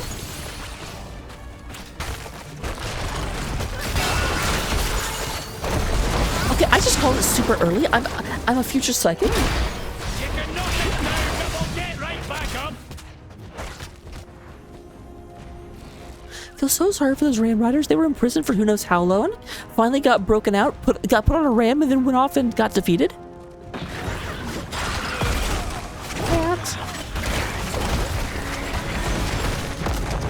We do go ahead and have Maximum Plus moving down here to the bottom of the map, trying to take out this boss. The opponents will take a boss at the top of the map, but obviously one boss is going straight onto Keep Wall, the other one is not.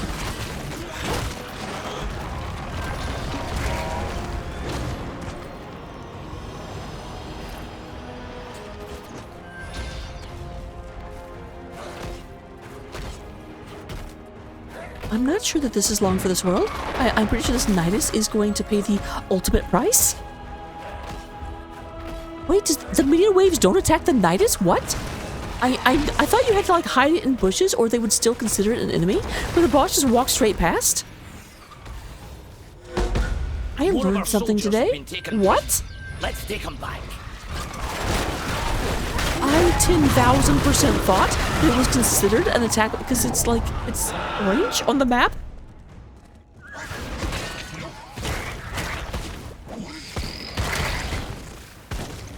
can't believe this stayed up. What? How many hit points does this have? 312? Time for some action! Let's free our soldiers and take the fight! He's made damage onto Beluga Dog, but nothing doing. We do go down the Cocoon coming out onto Wizard Beast. Does go ahead and avoid any follow-up stun, but it doesn't look like anything was actually attempted.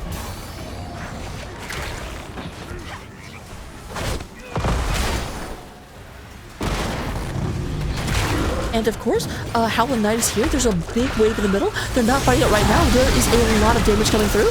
We did have the Shock and Awe blast through. That means that we do not have Gust coming out of the fall stand. They did not take that. I just made additional talents. They're continuing taking talents I don't expect, but we do have a kill onto the Vala. Keep in mind, Vala did not take Gambit, so that's not going to be permanently punishing.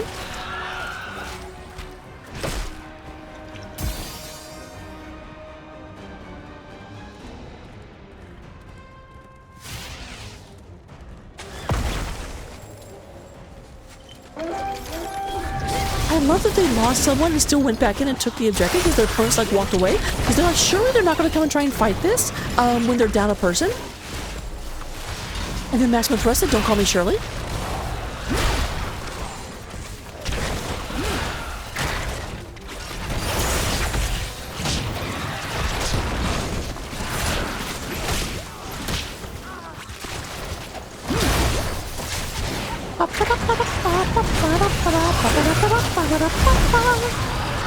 Oh, unfortunately, a little bit of overcommittal. They did have their two of their damage dealers not actually at the fight, and they do lose Lily over it.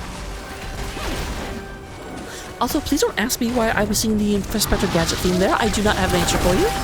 Oh, actually, that's another person down. We do go and have Rainbow Shrooms trying to come back, which I honestly don't want them to. I want Rainbow Shrooms to lose this in the next map so we get 5 maps. Nothing against Rainbow Shrooms, don't get me wrong.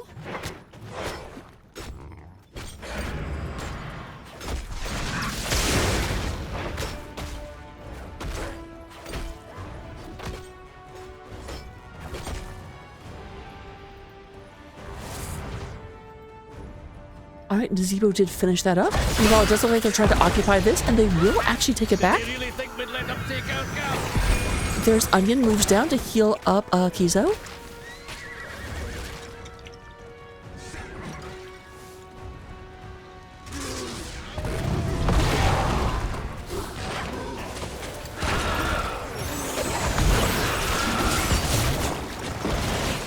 The Huey going to try and get...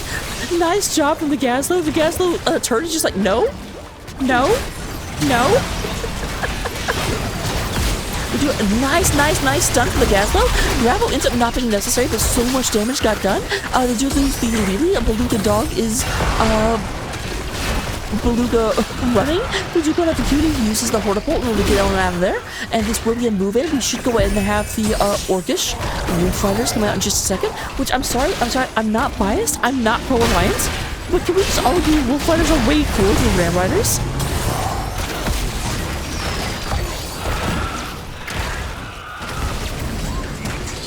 We've got more than our camp! Lock the key!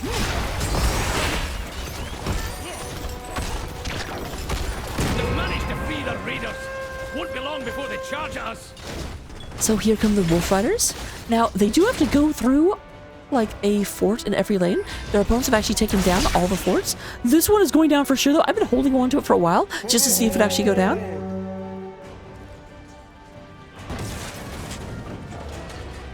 Look at these cool guys on their majestic beasts.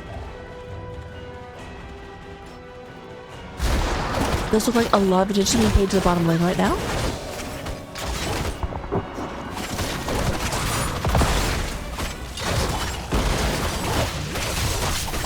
There's like nothing we done here, but as predicted, this did not last any time at all, and Falset's already riding it up to the gates.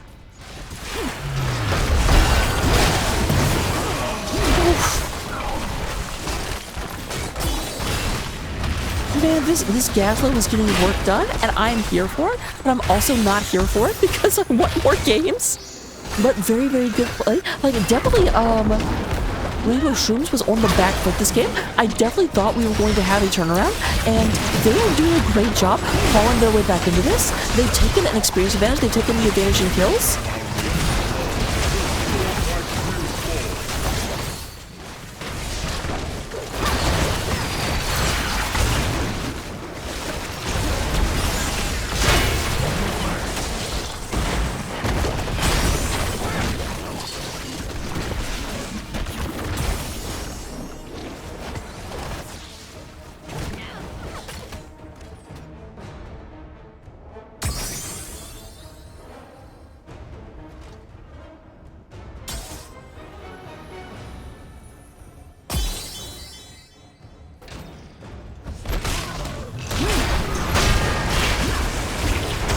Alright, we do go and have once again, both teams start taking a boss.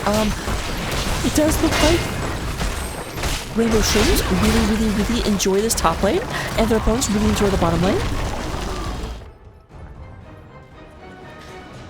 I will also say, I don't know if they know they can kill the Niduses, because I've never seen a Nidus die. Okay, actually, no, this Nidus did go down. Never mind.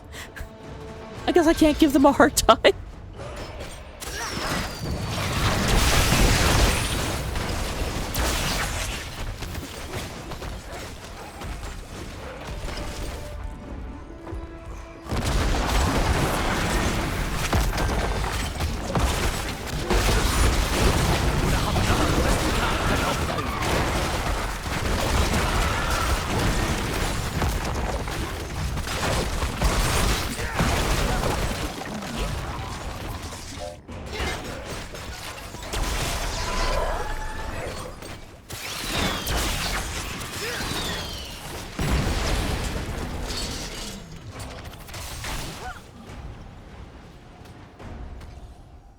Alright, it does look like we're starting to move in.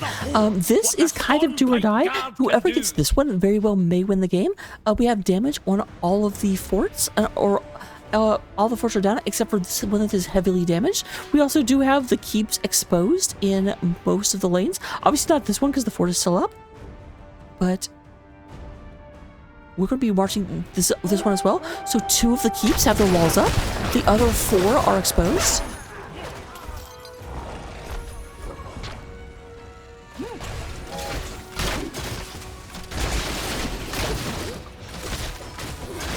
I get this, but I'm a little nervous about it because you're really giving Rainbow Shrooms a sizable lead before you start to moving in against this.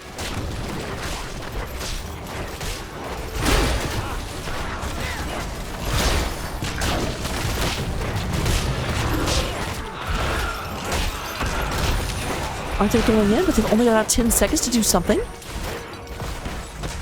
They're trying to come around for the flank, but I think they might be out of time. I don't think they can get this channel back. And it does look like, yeah, nothing doing. They go ahead and do not try and fight that. We've got another wave of Wolf Riders.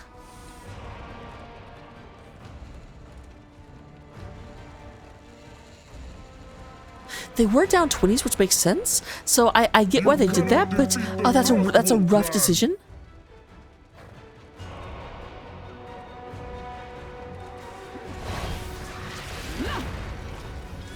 Yeah, Nax does take, but is still 15 away from getting viral infection.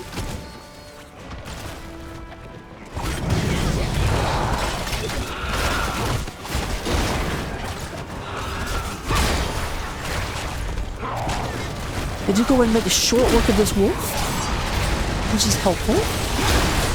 There's the Hawker. The Hawker goes ahead and hog wild. Goes ahead and starts knocking through everyone, trying to go in and get a lot of damage. Atomic Onion trying to get out of there. Would you go in and have the tank trying to go in and land on this? There's the massive grabber. Goes in and catches a bunch of people down to about half health. And there's the turnaround coming from Rainbow Shrooms, trying to go and get this taken care of. Viral infection still not online yet.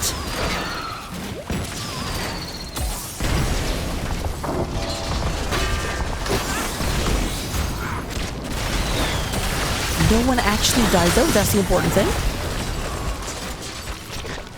I say that as Gazlo died, so that is exactly what you need in order to try to hold on if you're maximum thrust. And meanwhile, 174, one more stack! Naz! One more stack! There we go. Viral infection is online.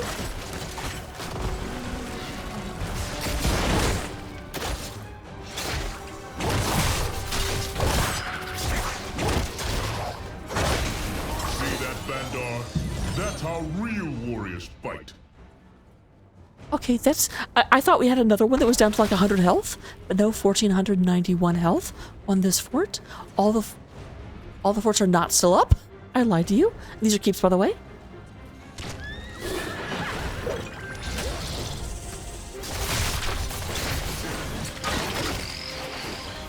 Well, but the Grail monitor doesn't let me see that spot. I just assumed Johanna's alive at all times. Thank you, Demon Brand.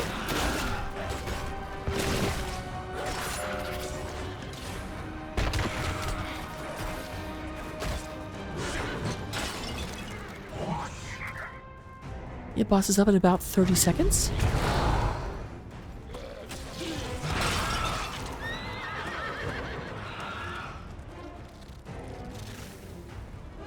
both teams are angling.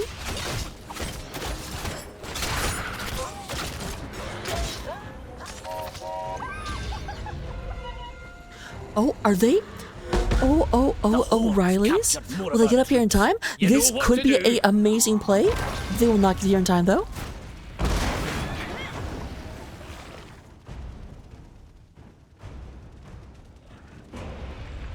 Guys, the boss can't end if there's only one keep down.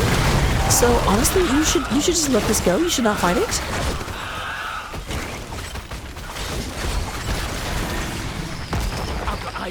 Because our opponents are going to get a boss in a lane that matters.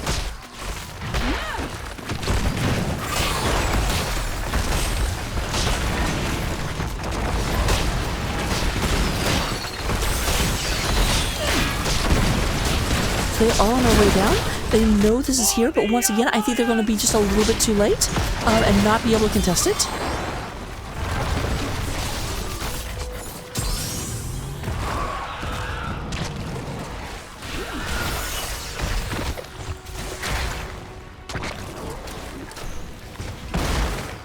Here's the problem, because this boss does have to be contested, because this boss, if it actually went through the keep, would potentially have enough power to end. It's unlikely because it would take so much damage going through the keep, but still, it's a possibility. Because the boss can't end only applies if only one keep is down, not two.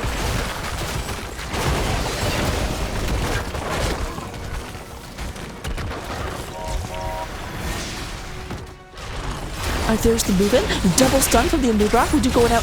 Johanna trying to go with the pull off. There's the Gravel. Gravel gets two of them in there.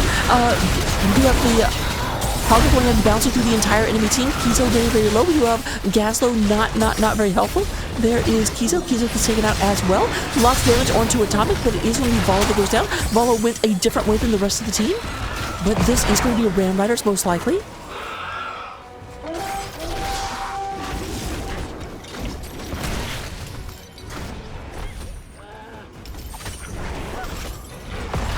Security going back?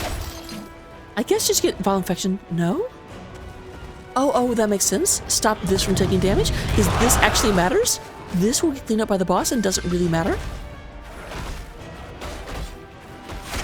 Vile Infection stacks are always better to get than not.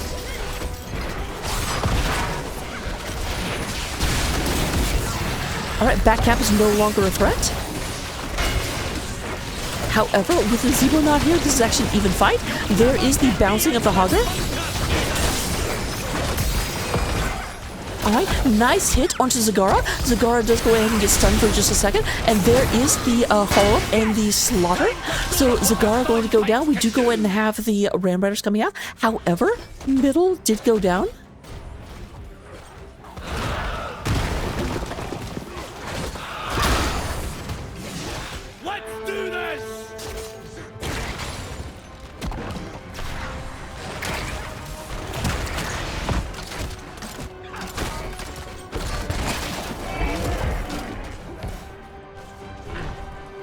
This is a little bit scary without Valla up here on the front lines. Obviously that camp would clear itself. You didn't need to necessarily fight that. I'm sorry, I'm nervous.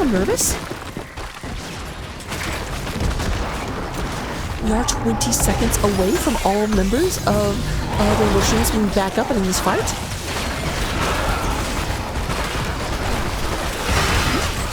There's the Grabo again, but only actually catches the Gargantuan.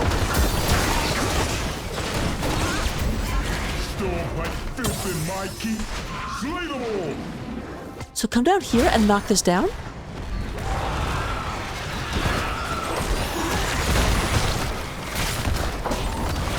Alright, both teams now have 2 keeps down. The boss only has 20% damage resistance, and this is possible. Nice stun coming from Luka Dog. Luka Dog got in there, but Lily ends up going down. They do not have a healer on the side of Maximum Thrust, and here comes the defense on the side of Rainbow Shrooms. Kizo super low, even lower as they go down, but Naz also going down. Luka Dog gets taken out, as does the Hogger, and no, down to 3,000 health is the core. We're going to go ahead and start moving right back up. Do.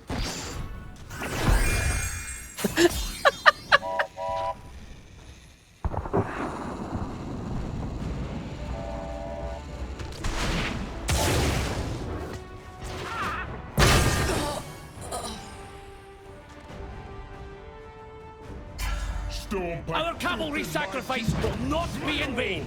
The Frost Wolves are finished. All right, guys, I think you may have lost your window. You have defenders coming back up in about 10 seconds. 20 seconds till 4 of the 5 of them are up. And yeah, they realize that they're leaving. They're like, we can't actually go in and get this taken care of.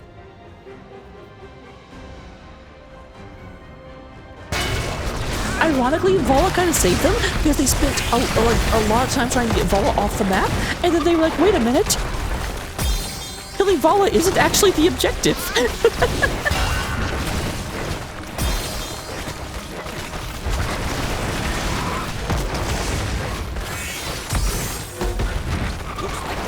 Another prison camp to knock Are down. they? Is this the real life? Is this just fantasy? Oh, this is Risk Muffins. I'm not sure I agree with this call, but they are going in. They do not have Vala with them. They're like, okay, we're here. We're going to take everything out to get the falls down, first of all, but there's a lot of damage. The Hogger goes down as well. There's a big old spin for the boss, takes the Zebo out. And that was the last hurrah. That was their attempt to go ahead and get this taken care of. GG is called by Zelev, and I definitely agree with that. There's no way they can get this taken care of. There's a big old boom, boom, boom. But the bigger boom, boom, boom is over here. Bop! Bop!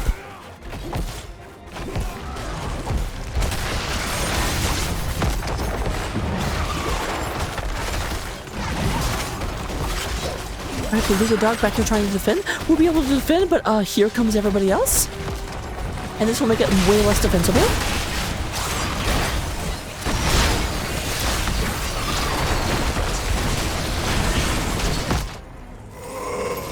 And with that, game number 3 and the series does go in favor of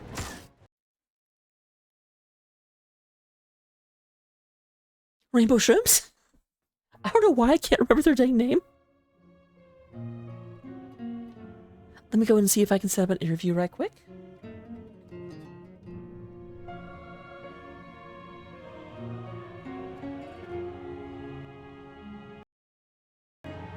That's not what I wanted. That's what I wanted.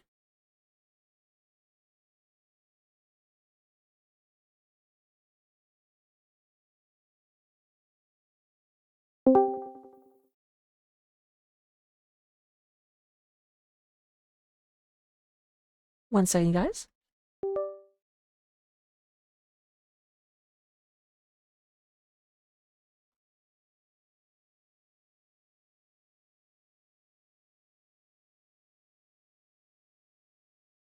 All right, while I wait and find out if I'm going to be joined or not, we will go and look at these stats for just a second, just a little bit. Bum, bum, bum. Come back over here. So we do go ahead and have W Star leading the way in terms of damage, 84,000 damage over the course of the game. We have Howlin' Knight with 76,000 and Wizard Beast with 73. In terms of healing, relatively even. We do have Atomic Orion technically taking the lead with 140,000, 136 coming out of Speed Boop. Very actually good numbers for a Lily. And here's Wizard hello. Beast. How are you? Stressed. I understand. I was not in those games, and my heart was doing a flutter. And as someone of a goth aesthetic, that's painful. Yeah, no, every game was like, especially that last one when they just kept going core. We were screaming as their core's just dropping, trying to finish it. But I mean, they put up a good fight on all of the maps. They absolutely did. Like one of the things that I said is that you may look at this, you may see a 3-0. That does not tell the story of the series. Yeah, no, it definitely did not feel like a 3-0 tonight. So going back to game number 1, which if my memory actually works, which it probably doesn't, game number 1 was on Dragonshire. So Dragonshire, I would say, was probably the least chaotic of the games, and even it was fairly chaotic. I did notice, going into that, the two teams just really hated StarCraft heroes to start off with. You guys like banned, it was like Zeratul and then Tassadar and Tychus and Oh, who was the last one? Stukov. Stukov? So, why don't you like the StarCraft heroes? We saw that just like from the maps that they played and what they liked running on it. From all the scouting, I saw that they really like TAS, and on Dragonshire, especially with the triple bush, walls are always great there to catch people for rotations. So we wanted to get rid of that, as well as I've watched their Stukov play on a couple of those maps. I did a lot of the scouting and just didn't want to play against their Stukov. Their Stukov seemed really good. You didn't want to come to some sort of agreement of you guys let Zeratul through and we'll let Stukov through? I mean, I wouldn't have mind. I'm the Zeratul player, so I would have maybe been fine with that, but I don't know if my team would have agreed to it. Yeah, I was a little sad to start seeing Zeratul banned in the first 2 picks almost every time. So the other question I had is that I did notice the first Dragon Knight phase, you guys did something a little bit interesting where it was like you would just go and target towers and didn't even try and do damage to the forts. Was that just to get the experience bump, or like is that something you guys always do, or do you not want to say that part? It was kind of just spur of the moment, just from how we saw the map was currently in that layout. We figured it's best to kind of just pull them as we would go along. We haven't really practiced that one, so we kind of just went with it, just because it felt right at the time. In game number 2, and you may not be able to answer this, I already kind of know the answer, but I want to hear.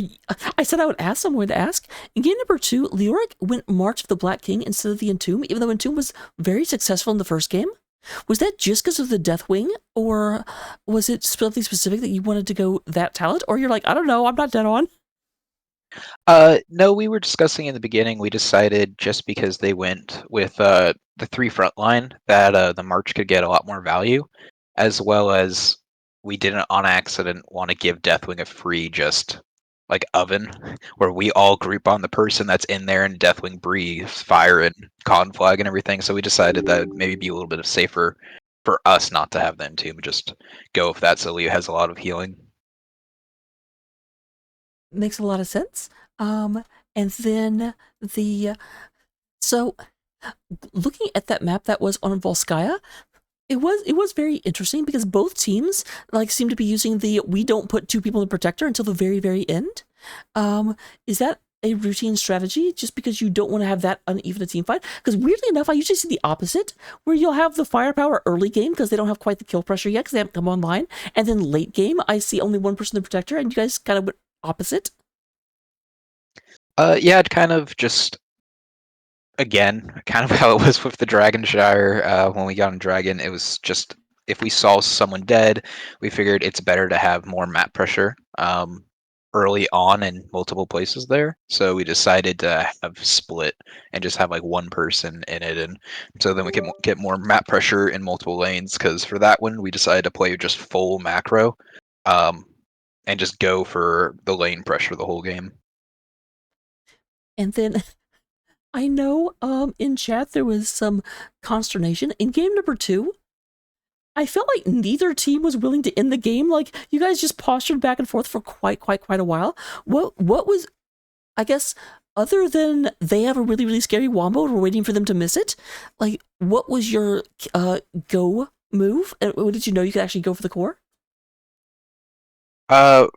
For that, we decided we were only ever going to go for core is if we basically team wiped them or had a full advantage. That's why we ended up playing macro, because we knew they had the wombo and we didn't really want to force any fights there, because if we force something, it can only necessarily help them.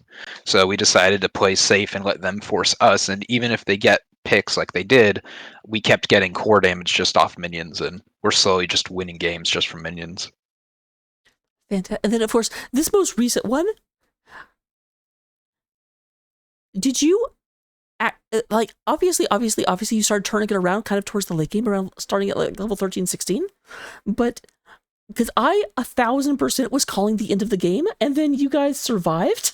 How were you guys surprised you actually didn't die at that moment, or did you kind of think you had it? I think we saw, luckily, scouted from Zagara. We saw creep, so we saw them coming down all to bot lane, um, and we figured we can just try and defend it.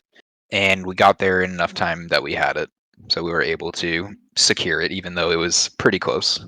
Yeah, I'm pretty sure your core got down to about 3,000 health. Um, so, which sounds like a lot, but it isn't. It isn't.